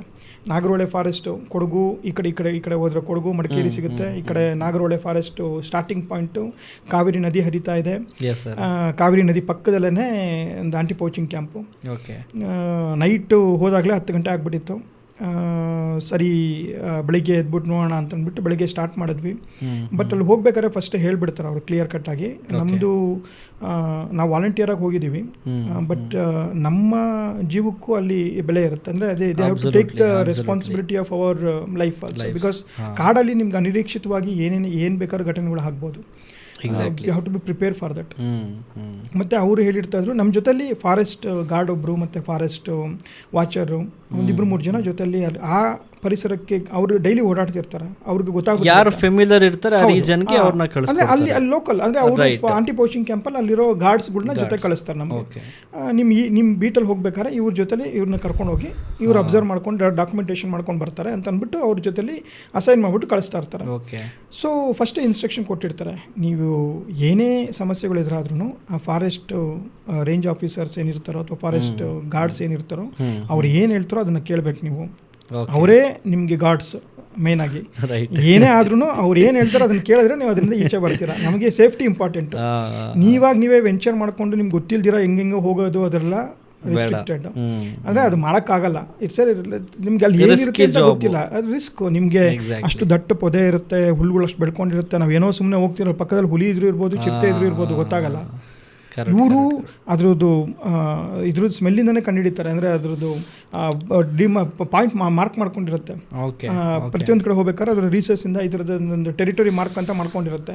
ಆ ವಾಸನೆ ಸೆನ್ಸಿಂದ ಸರ್ ಈ ಕಡೆ ಇಲ್ಲಿ ಹುಳಿ ಹೋಗಿದೆ ಸರ್, ಬೆಳಗ್ಗೆನೋ ಅಥವಾ ಸಂಜೆನೋ ಹುಳಿ ಹೋಗಿದೆ, ಅದು 1-1.5 ದಿನ ತನಕ ಇರುತ್ತಂತೆ ಅದ್ರ ಸ್ಮೆಲ್, ಅದು ವಾಸನೆ ಇದು ಸ್ಮೆಲ್ಲು. ಸೊ ಅದನ್ನೆಲ್ಲ ಅವರು ಗೊತ್ತಿರುತ್ತೆ, ಅದರದ್ದೆಲ್ಲ ಟ್ರೈನಿಂಗ್ ತೊಗೊಂಡಿರ್ತಾರೆ. ಅದಾವುದು ಫಾರೆಸ್ಟ್ ಗಾರ್ಡ್ ಅಂತಂದರೆ ಅವ್ರದ್ದು ಡ್ಯೂಟಿನೇ ಅದು. ಸೊ ಈ ಥರ ಮಡಿಕೇರಿ ಕ್ಯಾಂಪ್ಗೆ, ಅಂದರೆ ಇದು ನಾಗರಹೊಳೆ ಫಾರೆಸ್ಟ್ಗೆ ಹೋಗಿದ್ದೆ. ಒಂದಿನ ಪಕ್ಷಿ ಸರ್ವೆ ಅದೆಲ್ಲ ಮುಗೀತು. ಸೆಕೆಂಡ್ ಡೇ ಅದು ಫೆಬ್ರವರಿ ಟೈಮು, ಬಿಸಿಲು ಕಾಲ ಅವಾಗ ತಾನೇ ಸ್ಟಾರ್ಟ್ ಆಗ್ತಾ ಇದೆ, ಮತ್ತು ಮರದ್ದು ಎಲೆಗಳೆಲ್ಲ ಉದುರುವಂಥ ಸಮಯ. ಫಾರೆಸ್ಟ್ ಫೈರ್ದು ಚಾನ್ಸಸ್ಸು ಜಾಸ್ತಿ ಇರುತ್ತೆ. ಸೆಕೆಂಡ್ ಡೇ ಆಫ್ಟರ್ನೂನ್ ಏನು ಮಾಡಿದ್ರು, ಯೂಶ್ವಲಿ ನನ್ನ ಜೊತೆಲಿ 3 ಜನ ಬರ್ತಾಯಿದ್ರು ಜೊತೆಗೆ. ನಾನು ಮತ್ತು ನನ್ನ ಇನ್ನೂ ಫಾರೆಸ್ಟ್ ಇಬ್ಬರು ಗಾರ್ಡ್ಸು ಮತ್ತು ಡೆಪ್ಯೂಟಿ ರೇಂಜ್ ಆಫೀಸರ್ DFO ಅಂತ ಇರ್ತಾಯಿದ್ರು, ಅವ್ರು ಬರ್ತಾಯಿದ್ರು. ಸರ್ ಇಲ್ಲಿ ನಮಗೆ ಫಾರೆಸ್ಟ್ ಫೈರ್ದು ಏನೋ ಸ್ವಲ್ಪ ಇನ್ಸಿಡೆಂಟ್ ಬಂದಿದೆ, ನಾವು ಅಲ್ಲಿ ವಾಚ್ ಟವರ್ ಹತ್ರ ಹೋಗ್ಬಿಟ್ಟು ವಾಚ್ ಮಾಡ್ತಿರ್ಬೇಕು, ನಾವೆಲ್ಲ ಬರೋಕ್ಕಾಗಲ್ಲ ಈ ಸತಿ ನಿಮಗೆ. ಸಿದ್ದಪ್ಪ ಅಂತ ಒಬ್ಬರ ಹೆಸರು, ಅವ್ರು ಮಾತ್ರ ನಿಮಗೆ ಕರ್ಕೊಂಡೋಗಿ ಅಂತ ಅಂದ್ಬಿಟ್ಟು ಅವರೊಬ್ಬರನ್ನ ಮಾತ್ರ ಕಳಿಸಿದ್ರು. ನಾನು ಮತ್ತು ಸಿದ್ದಪ್ಪ ಏನು ಮಾಡಿದ್ವಿ, ಸರಿ ತುಂಬ ದೂರ ಹೋಗೋದು ಬೇಡ, ನಾವು ಇಬ್ಬರೇ ಅಲ್ವಾ ಇರೋದು, ಇಲ್ಲೇ ಹತ್ತಿರದಲ್ಲಿ ಹೋಗ್ಬಿಟ್ಟು ಏನಾದ್ರು ಸಿಗುತ್ತೋ ನೋಡ್ಕೊಂಡು ಬಂದ್ಬೋಣ, ತುಂಬ ದೂರ ಹೋಗೋದು ಬೇಡ ಅಂತಂದ್ವಿ. ಓಕೆ. ಒಂದು ನಮ್ದು ಆಂಟಿ ಪೋಚಿಂಗ್ ಕ್ಯಾಂಪಿಂದ ಒಂದು ಸ್ವಲ್ಪ ದೂರ ಹೋಗೋಣ ಅಂತ ಕಾಡೊಳಗಡೆ ನಡ್ಕೊಂಡು ಹೋಗ್ತಾ ಇದೀವಿ. ನಾನು ಮತ್ತು ಅವರಿಬ್ಬರೇ. ಅವ್ರ ಹತ್ರ ಒಂದು ಗನ್ ಇದೆ, ಒಂದು ಕುಡುಗೋಲು ಮಚ್ಚಿ ಇಟ್ಕೊಂಡಿದ್ದಾರೆ, ಯಾಕಂದರೆ ಎಲ್ಲ ಕತ್ತರಿಸ್ಕೊಂಡು ದಾರಿ ಮಾಡ್ಕೊಂಡು ಹೋಗೋಕ್ಕೆ. ನಾನು ನನ್ನ ಕ್ಯಾಮ್ರಾ ಬ್ಯಾಗು ಬೈನಾಕ್ಯುಲರು ಇಟ್ಕೊಂಡು ಅವರಿಂದ ನಡ್ಕೊಂಡು ಹೋಗ್ತಾ ಇದ್ದೀನಿ. ಓಕೆ ಸರ್, ಅಲ್ಲಿ ಯಾವುದೋ ಒಂದು ಪ್ರಾಣಿ ಸತ್ತು ಬಿದ್ದಿತ್ತು ಒಂದು 2-3 ದಿನದ ಹಿಂದೆ. ಅಲ್ಲಿ ನಿಮಗೆ ವೋಲ್ಚರ್ಸ್ ಸಿಗ್ಬೋದು, ನೋಡೋಣ ಅಲ್ಲಿ ತನಕ ಹೋಗ್ಬಿಟ್ಟು ಅಂತ ಹೇಳಿದ್ರು. ನನಗೂ ಆಸೆ ಆಯಿತು. ಹೌದು, ವೋಲ್ಚರ್ಸು ಕೆಳಗಡೆಯಿಂದ ನಾನು ಯಾವತ್ತೂ ಫೋಟೋ ತೆಗೆದಿಲ್ಲ, ಅದು ನೋಡಿಲ್ಲ. ಸಿಕ್ಕಿದ್ರೆ ಅನುಕೂಲನೇ, ಯಾಕಂದರೆ ವೋಲ್ಚರ್ಸ್ ಯೂಶಲಿ ಕಾರ್ಕಸ್ ಮೇಲೆ ಅಂದರೆ ಸ್ಕ್ಯಾವೆಂಜರ್ಸ್, ಅದು ಅಲ್ಲಿ ಇರೋಂಥ ಚಾನ್ಸಸ್ ಜಾಸ್ತಿ ಇರುತ್ತೆ. ಹೋಗೋಣ ಅಂತ ಅಂದ್ಬಿಟ್ಟು ಹೋದ್ವಿ. ಓಕೆ. ಅದು ಆಲ್ಮೋಸ್ಟ್ ಒಂದು ನಾವಿದ್ದಿದ್ದು ಆಂಟಿ ಪೋಚಿಂಗ್ ಕ್ಯಾಂಪಿಂದ ಒಂದು 7-8 ಕಿಲೋಮೀಟ್ರ್ ಒಳಗಡೆ. ಮಧ್ಯಾಹ್ನ ಊಟ ಮುಗಿಸ್ಕೊಂಡು 2 ಗಂಟೆ 2:30 ಸ್ಟಾರ್ಟ್ ಮಾಡಿದ್ದು. ನಡ್ಕೊಂಡು ಹೋದ್ವಿ. ಅಲ್ಲಿರುವಂಥ ಪಕ್ಕದಲ್ಲಿ ಇದು ನದಿ ಹರಿತಾ ಇದೆ, ಕಾವೇರಿ ನದಿ, ಜೋರಾಗಿ ಒಳ್ಳೆ ಸ್ಟ್ರೀಮು. ಅದ್ರ ಕಾವೇರಿ ನದಿಯಲ್ಲಿ ಎಷ್ಟೊಂದು ಥರದ್ದು ಮಿಂಚುಳ್ಳಿಗಳು ಮತ್ತು ಇದು ಕಿಂಗ್ ಫಿಶರ್ಸು ಅದೆಲ್ಲ ನೋಡೋಕ್ಕೆ ಸಿಕ್ತು. ಅದರ ಆಟೋ ಎಲ್ಲ ಸಖತ್ತಾಗಿ ಸಿಗ್ತಾ ಇತ್ತು, ಆಟೋಗಳು. ಅದನ್ನೆಲ್ಲ ಶೂಟ್ ಮಾಡಿಕೊಂಡು ಫೋಟೋ ತೆಕ್ಕೊಂಡು ಡಾಕ್ಯುಮೆಂಟ್ ಮಾಡ್ಕೊಂಡು ಅಲ್ಲಿ ತನಕ ಹೋದೆ. ಅನ್ಫಾರ್ಚುನೇಟ್ಲಿ ಅಲ್ಲಿ ಹೋದಾಗ ಅದು ಪೂರ್ತಿ ಕಳೆಬರ ಇದಾಗ್ಬಿಟ್ಟಿತ್ತು. ಅಂದರೆ ತಿಂದು ಮುಗಿಸ್ಬಿಟ್ಟು ಬರೀ ಮೂಳೆ ಮಾತ್ರ ಬಿದ್ದಿರುತ್ತೆ. ಒಂದ್ಸಲಿ ಮೂಳೆನೂ ಬಿಡಲ್ಲ, ಹಂಗೆ ತಿಂದಾಗ್ಬಿಡುತ್ತೆ. ಸೊ ಅದ್ರದ್ದು ಒಂದು ಸ್ವಲ್ಪ ಹೊತ್ತು ನೋಡಿದ್ವಿ, ಅಕ್ಕಪಕ್ಕ ಏನೋ ಅದ್ರದ್ದು ಆಕ್ಟಿವಿಟಿ ಕಾಣಿಸ್ಲಿಲ್ಲ. ಸರಿ, ಇಷ್ಟು ದೂರ ಬಂದ್ವಿ, ಮತ್ತೆ ಮುಂದೆ ಏನು ಮಾಡೋಕ್ಕಾಗಲ್ಲ. 3:30-4 ಗಂಟೆ ಆಗ್ಬಿಟ್ಟಿದೆ ಆಗಲೇ. ಇನ್ನು ವಾಪಸ್ ಹೋಗೋಷ್ಟಿನ 1-1.5 ಗಂಟೆ ಬೇಕು. ವಾಪಸ್ ಹೋಗ್ಬೋಣ, ಅಷ್ಟೊಳಗಡೆ ಹೋಗ್ಬಿಟ್ಟಿದ್ದೀರಾ? ಹಾಂ, ಅಷ್ಟೊಳಗೆ 1.5 ಅವರ್ ಒಳಗಡೆ ನಡ್ಕೊಂಡು ಹೊರಡೋಗ್ಬಿಟ್ಟಿದ್ವಿ. ವಾಪಸ್ ಹೋಗೋಣ ಬನ್ನಿ ಅಂತ ಅಂದ್ಬಿಟ್ಟು ಹೊರಡೋಕೆ ಬಂದ್ವಿ. ಸರಿ, ಅವರು ವಾಪಸ್ ಬರ್ತಾ ಇದ್ದೀವಿ. ಇನ್ನೊಂದು 1 ಕಿಲೋಮೀಟ್ರ್ ಇದೆ ನಮ್ಮದು ಗೆಸ್ಟ್ ಹೌಸ್. ಅಂದರೆ ಗೆಸ್ಟ್ ಹೌಸ್ ಅಲ್ಲ, ನಮ್ಮದು ಆಂಟಿ ಪೋಚಿಂಗ್ ಕ್ಯಾಂಪು. ಓಕೆ. ಅಲ್ಲಿ ಸಿದ್ದಪ್ಪ ಅಂತ ಬಂದಿರೋರು ಹೇಳಿದ್ರು, ಸರ್ ಒಂದು ಚಿಕ್ಕ ಬೆಟ್ಟ ಇದೆ, ಬೆಟ್ಟದ ಮೇಲೆ ಹತ್ತಿದ್ರೆ ನಿಮಗೆ 360 ಡಿಗ್ರಿ ವ್ಯೂ ಕಾಣಿಸುತ್ತೆ ನಿಮಗೆ ಫಾರೆಸ್ಟ್ದು. ಹೇಗಿದ್ರು ಸನ್ಸೆಟ್ ಆಗ್ತಿದೆ, ಚೆನ್ನಾಗಿರುತ್ತೆ ಸಾರ್ ಅಂತಂದರು. ನನಗೆ ಇನ್ನೂ ಕುತೂಹಲ ಜಾಸ್ತಿ ಐತಿ, ಸಕ್ಕತ್ತಾಗಿರುತ್ತಲ್ಲ, ಅದನ್ನು ಹಿಂಗೆ ನೋಡಕ್ಕೆ ಬಿಡ, ಅದನ್ನೇ ಮಿಸ್ ಮಾಡ್ಕೊಳ್ಳೋಣ, ಬನ್ನಿ ಹೋಗೋಣ ಸಿದ್ದಪ್ಪ ಅವರೇ ಅಂತ ಅಂದ್ಬಿಟ್ಟು ಕರೆದೆ. ಆಮೇಲೆ ಅವ್ರು ಹೇಳಿದ್ರು, ಸರ್ ಬೇಗನೆ ಹೋಗ್ಬಿಟ್ಟು ಬೇಗನೆ ಹೇಳ್ಬಿಡ್ಬೇಕು, ನೀವು ಅಲ್ಲಿ ಲೇಟ್ ಮಾಡಿಕೊಂಡ್ರೆ ಸನ್ಸೆಟ್ ಅಂದರೆ ಸೂರ್ಯ ಮುಳುಗೋದ್ಮೇಲೆ ಕತ್ಲು ಸ್ವಲ್ಪ ಬೇಗನೆ ಕತ್ಲಾಗ್ಬಿಡುತ್ತೆ, ಮುಳುಗ್ತಾ ಇದ್ದಂಗೆ ಕತ್ಲಾಗ್ಬಿಡುತ್ತೆ. ಇವಾಗ ಇಲ್ಲಿ ಆನೆಗಳು ಮತ್ತು ಹುಲಿಗಳದ್ದು ಓಡಾಟ ಜಾಸ್ತಿ ಇರುತ್ತೆ, ನಾವು ಆದಷ್ಟು ಬೇಗನೆ ಇಲ್ಲಿಂದ ದಾಟ್ಬಿಟ್ಟು ನಮ್ಮ ಇದನ್ನು ಸೇರ್ಕೊಬೇಕು, ಜಾಸ್ತಿ ಹೊತ್ತು ಟೈಮ್ ಸ್ಪೆಂಡ್ ಮಾಡಿಬಿಡಿ ಸರ್, ನೋಡ್ಕೊಂಡು ಹಂಗೆ ಬಂದ್ಬೋಣ ಅಂತ ಅಂದ್ಬಿಟ್ಟು ಕರ್ಕೊಂಡು ಹೋದ. ಒಂದು ಚಿಕ್ಕ ಬೆಟ್ಟ ಕಷ್ಟಪಟ್ಕೊಂಡು ಮೇಲೆ ಹತ್ತಿದ್ವಿ. ಮೇಲೆ ಹತ್ತಬೇಕಾದ್ರೆ ನಮಗೆ ಕರಡಿದು ಸ್ಕ್ಯಾಟ್ಸು ಮತ್ತು ಪಾರ್ಪಕ್ಯಂದು ಮುಳ್ಳಂದಿಗಳು ಸ್ಕ್ಯಾಟ್ಸು ಅದೆಲ್ಲ ತುಂಬ ಬಿದ್ದಿತ್ತು. ಆವಾಗಲೇ ಗೊತ್ತಾಯಿತು ಇಲ್ಲೆಲ್ಲ ಕರಡಿ ವಾಸಸ್ಥಾನ ಇಲ್ಲೆಲ್ಲೋ ಇದೆ, ಅದರದ್ದು ತುಂಬ ಇದೆ, ಜಾಸ್ತಿ ಇದು ಮಾಡೋದು ಬೇಡ ಅಂತ ಮೇಲಕ್ಕೆ ಹೋದೆ. ಇವ್ರ ಜೊತೆಲಿದ್ರಲ್ಲ ಅಂತ ಒಂದು ಧೈರ್ಯ.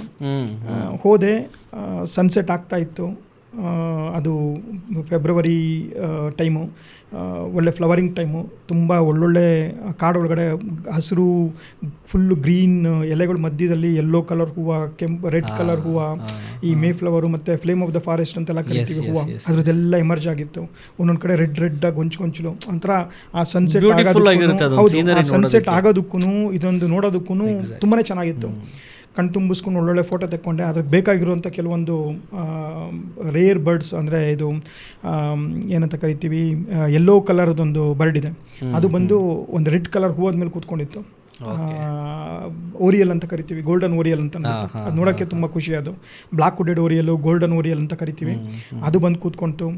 ಅದ್ರದ್ದು ಫೋಟೋ ಎಲ್ಲ ತೊಗೊಂಡು ಸನ್ಸೆಟ್ ಬ್ಯಾಕ್ ಡ್ರಾಪಲ್ಲಿ ಸನ್ಸೆಟ್ ಆಗ್ತಾ ಇದೆ, ಮುಂದೆಗಡೆ ಈ ಥರ yellow colour bird, red colour flower ಮೇಲೆ ಕೂತ್ಕೊಂಡು ನೆಕ್ಟರ್ ಇರ್ತಾ ಇದೆ, ಫುಲ್ಲು ಗ್ರೀನ್ರೀಸು. ನಾನು ಫೋಟೋ ತೆಗೆದು ಬಿಟ್ಬಿಟ್ಟು ಅದನ್ನೇ ನೋಡ್ಕೊಂಡು ಕೂತ್ಕೊಂಡ್ಬಿಟ್ಟೆ. ಅಷ್ಟು ಚೆನ್ನಾಗಿತ್ತು ವ್ಯೂ, ಅದು ಎಲ್ಲೂ ಸಿಕ್ಕಲ್ಲ ಆ ಥರದ ವ್ಯೂ. ಸರಿ, ಆಮೇಲೆ ಇವ್ರು ಹೇಳಿದ್ರು, ಸಾರ್ ಜಾಸ್ತಿ ಟೈಮ್ ಆಗ್ತದೆ, ಸೂರ್ಯ ಮುಳುಗೋಗ್ತದೆ, ಬನ್ನಿ ಸಾರ್ ಹೋಗೋಣ ಅಂತಂದ್ಬಿಟ್ಟು. ಆಯಿತು ಸಿದ್ದಪ್ಪ ನಡೀರಿ ಹೋಗೋಣ, ಇದೆಲ್ಲ ಸಿಗ್ತಲ್ಲ, ಇಷ್ಟು ಚೆನ್ನಾಗಿ ಸಿಗ್ತಲ್ಲ, ಸಾಕು ಅಂತಂದ್ಬಿಟ್ಟು ಅಲ್ಲಿಂದ ಇಳ್ಕೊಂಡು ಕೆಳಗಡೆ ಬಂದ್ವಿ. ಕೆಳಗಡೆ ಅವರಿಂದ ಹಂಗೆ ಮಾತಾಡಿಕೊಂಡು ಬರ್ತಾ ಇದ್ದೀನಿ. ಪೊದೆಗಳು, ಸಣ್ಣ ಪುಟ್ಟ ಪೊದೆಗಳೆಲ್ಲ ಇರುತ್ತೆ. ಸಡನ್ನಾಗಿ ನಿಲ್ಲಿಸಿದ್ರು ಅವರು. ಓಕೆ ಸರ್ ಅದೇನೋ ಹೋಗ್ತಾಯಿದೆ, ಫೋಟೋ ತಗೊಳ್ಳಿ ಅಂತಂದರು. ನಾನು ಸಡನ್ನಾಗಿ ಕ್ಯಾಮ್ರಾ ಇಟ್ಬಿಟ್ಟು ಫೋಟೋ ತೆಗೆದೆ. ನೋಡಿದ್ರೆ ಒಂದು ಆನೆ ಇಲ್ಲಿಂದ ಏನಿಲ್ಲ ಅಂತ ಅಂದರು ಒಂದು 100-200 ಹೆಜ್ಜೆ ದೂರ, ಒಂದು 50 ಹೆಜ್ಜೆನೂ ದೂರ ಇಲ್ಲ, ಇಲ್ಲಿಂದ ಒಂದು 50 ಹೆಜ್ಜೆ ದೂರದಲ್ಲಿ ಮುಂದೆ ದೊಡ್ಡದಾಗಿ ಒಂದು ಆನೆ ವಾಪಸ್ ಹಿಂಗೆ ಪೊದೆ ಒಳಗಡೆ ಹೋಗ್ತಾ ಇದೆ. ಸರ್ ಫೋಟೋ ತಗೊಳ್ಳಿ ಅಂತಂದರು. ನಾನು ಆನೆ ಅಷ್ಟು ಹತ್ರ ಇದೆ ಗುರುವೆ, ಏನು ಹಿಂಗಂತ ಇದೆಯಾ ನೀನು ಫೋಟೋ ಅಂತ? ಇಲ್ಲ ಸರ್, ಆ ಕಡೆ ಹೋಗ್ತಾ ಇದೆ, ತೊಗೊಳ್ಳಿ ಅಂತಂದರು. ಸರಿ, ಒಂದು ಫೋಟೋ ತೊಗೊಂಡು ನಮ್ಮ ಪಾಡ್ನ ಆಯಿತು ಮುಂದೆ ಹೋಗೋಣ ಅಂತ ಬಂದ್ವಿ. ನಾನು ಅಂದ್ಕೊಂಡೆ ಅದು ಒಂದೇ ಒಂದು ಆನೆ ಆ ಕಡೆ ಮುಂದೆ ಪಾಸ್ ಆಗಿಬಿಟ್ಟಿದೆ ಅಂತ ಅಂದ್ಕೊಂಡು ನನ್ನ ಪಾಡ್ ನಾವು ಈ ಕಡೆ ಮುಂದೆ ಆಗಕ್ಕೆ ಬಂದ್ವಿ. ರೈಟ್. ನಾವು ಮುಂದೆ ಒಂದು 2 ಹೆಜ್ಜೆ ಒಂದು 10 ಹೆಜ್ಜೆ ಮುಂದೆ ಹೋಗಿದ್ದೀವಿ. ಮುಂದೆಗಡೆ ಆ ಕಾಡು ಎಂಡದು ಅಂದರೆ ಅದು ಇದ್ರ ಎಂಡು ಮುಂದೆ ಸ್ವಲ್ಪ ಓಪನ್ ಸ್ಪೇಸ್ ಇದೆ.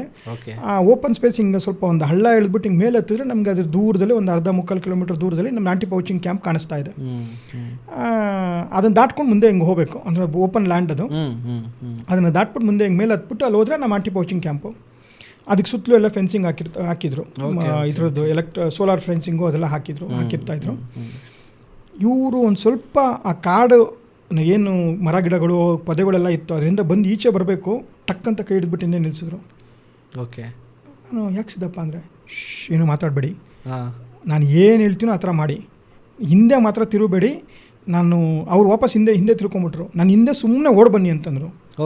ನನಗೆ ಭಯ ಆಯಿತು, ಏನು ಹಿಂಗೆ ಹೇಳ್ತಾವ್ರು ಇವರು ಅಂತ ಅಂದ್ಬಿಟ್ಟು ನನ್ನ ಕೈಲಿ ಕ್ಯಾಮ್ರಾ ಬಿಗ್ಗಿಯಾಗಿ ಹಿಡ್ಕೊಂಡೆ, ಒಂದು ಬ್ಯಾಗ್ ಇತ್ತು, ಬೈನಾಕ್ಯುಲರ್ ಅಂತಿತ್ತು, ಇನ್ನೇನು ಮಾಡಲಿಲ್ಲ ಅಂತ ಹಾಕೊಂಡು ಸರಿ ಇವ್ರು ಅವ್ರು ಹೇಳ್ದಂಗೆ ಕೇಳಬೇಕು, ಇವಾಗ ಇದೆಯಿಲ್ಲ, ಓಡೋಣ ಅಂತ ಸ್ಟಾರ್ಟ್ ಮಾಡಿದೆ. ಅವ್ರ ಹಿಂದೆ ಫಾಸ್ಟಾಗಿ ಹೋಗಕ್ಕೆ ಸ್ಟಾರ್ಟ್ ಮಾಡಿದ್ರು, ನಾನು ಅವ್ರ ಹಿಂದೆ ಹೆಜ್ಜೆ ಹಾಕೊಂಡು ಹೋದೆ.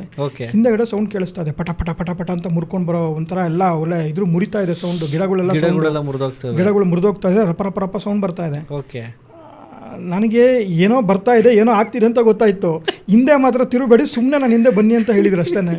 ತಿರ್ಕೊಂಡು ಹಿಂಗೆ ಅವ್ರ ಹಿಂದೆ ಹಿಂಗೆ ಹೋಗ್ತಾರೋ ಫುಲ್ಲು ಒಂದೇ ಸಮನೆ ಏದು ಹೆಸರು ಬಿಡ್ಕೊಂಡು ಓಡ್ತಾ ಇದ್ದೀನಿ ನನಗೆ. ನಾನು ಒಂದು 4 ನಿಮಿಷ 5 ನಿಮಿಷ ಓಡ್ಬಿಟ್ಟು ಒಂದು ಕೆರೆ ಇತ್ತು, ಒಂದು ಚಿಕ್ಕ ಪಾಂಡ್ ಇತ್ತು, ಪಾಂಡ್ ಹಿಂದೆ ಹೋಗಿ ಕೂತ್ಕೊಂಡ್ಬಿಟ್ವಿ. ಅವರು ಕೂಡ್ಸ್ಕೊಂಡ್ಬಿಟ್ರು, ನನಗೆ ಬಿಗ್ಗಿಯಾಗಿ ಇಟ್ಕೊಂಡು ಕೂಡ್ಸ್ಕೊಂಡ್ಬಿಟ್ರು, ಹಿಂಗೆ ನಾನು ಕೂತ್ಕೊಳ್ಳಿಲ್ಲ ಅಂತ ಅಂದ್ಬಿಟ್ಟು ಹೌಚ್ಕೊಂಡು ಕೂತ್ಕೊಂಡ್ಬಿಟ್ವಿ. ಒಂದು ಪುಂಡ ಆನೆ ನಮ್ಮ ಹಿಂದೆ ಅಟ್ಟಿಸ್ಕೊಂಡ್ಬಂದಿದೆ.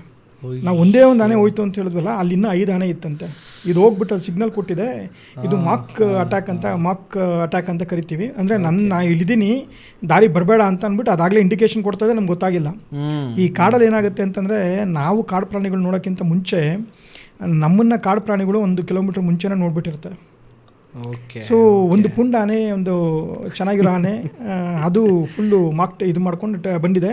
ನಾನು ಕೂತ್ಕೊಂಡು ಹಿಂಗೆ ಎದ್ದು ನೋಡಿದೆ, ಈ ಒಂದು ಹಳ್ಳ ಇದೆ, ಹಳ್ಳದ ಮುಂದೆಗಡೆ ಒಂದು ಚಿಕ್ಕ ಇದು ಏನು ಕಾಲಲ್ಲಿ ಹಿಂಗೆ ಕೆರ್ಕೊಂಡು ಧೂಳೆಲ್ಲ ಮಾಡ್ಕೊಂಡು ಮಣ್ಣು ಹಿಂಗೆ ಎರ್ಸ್ಕೊಂಡು ಅಂತ ಇದೆ.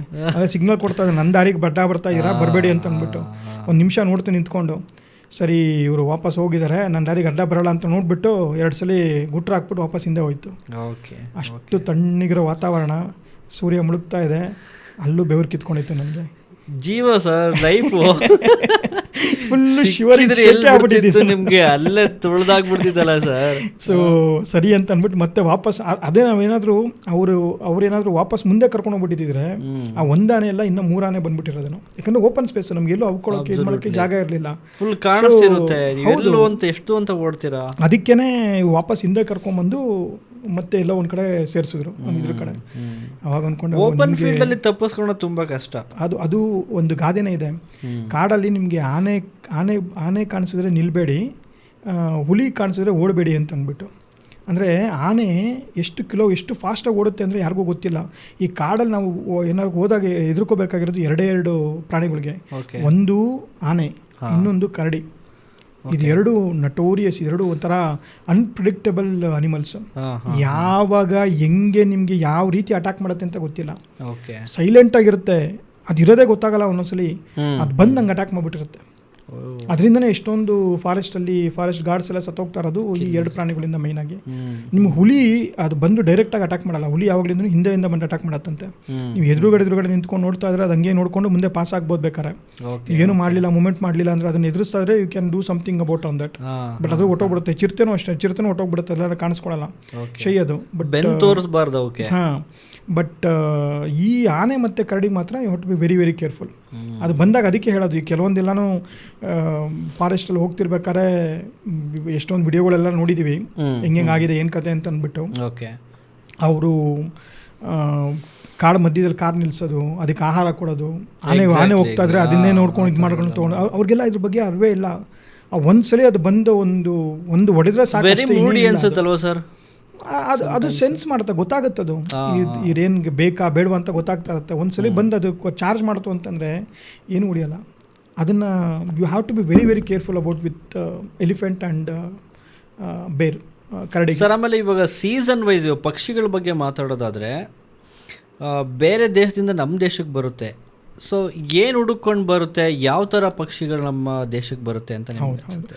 ಸೊ ಇದು ವಲಸೆ ಪಕ್ಷಿಗಳು ಅಂತ ಕರಿತೀವಿ. ಅಂದರೆ ಇಲ್ಲಿ ನಾವು ಹೇಳಿದ್ನಲ್ಲ, ಇಲ್ಲಿ ಲೋಕಲ್ ಆಗಿರುವಂಥ ಪಕ್ಷಿಗಳು ಒಂದು ಸ್ವಲ್ಪ ಇದ್ರೂ ಈ ವಲಸೆ ಪಕ್ಷಿಗಳು ಅಂತ ಬರುತ್ತೆ. ಈ ರಷ್ಯಾ ಅಂದರೆ ನಾರ್ತ್ ಹೆಮಿಸ್ಪಿಯರ್, ರಷ್ಯಾ ಆಗಿರ್ಬೋದು, ಮಂಗೋಲಿಯಾ ಆಗಿರ್ಬೋದು, ಇದ್ರ ಮೇಲ್ಗಡೆ ಅಂದರೆ ತುಂಬ ನೋ ಮ್ಯಾನ್ ಲ್ಯಾಂಡ್ಸ್ ತುಂಬ ಇದೆ. ಅಲ್ಲಿ ಹೋಗಿ ತುಂಬ ಪಕ್ಷಿಗಳು ಅಲ್ಲಿ ವಾಸಸ್ಥಾನ ಮಾಡ್ಕೊಂಡಿರುತ್ತೆ. ಅಲ್ಲಿ ಚಳಿಗಾಲದಲ್ಲಿ ಏನಾಗುತ್ತೆ, ಹಿಮ ತುಂಬ ಆವರಿಸ್ಕೊಂಡ್ಬಂದ್ಬಿಡುತ್ತೆ, ಫುಲ್ಲು ಹಿಮ. ಅಲ್ಲಿ ನಿಮ್ಗೆ ಆಹಾರನೇ ಸಿಕ್ಕಲ್ಲ. ಆವಾಗ ಅಲ್ಲಿಂದೆಲ್ಲನೂ ಪಕ್ಷಿಗಳು ಸೌತ್ ಕಡೆಗೆ ವಲಸೆ ಬರುತ್ತೆ, ಈ ಕಡೆಗೆ.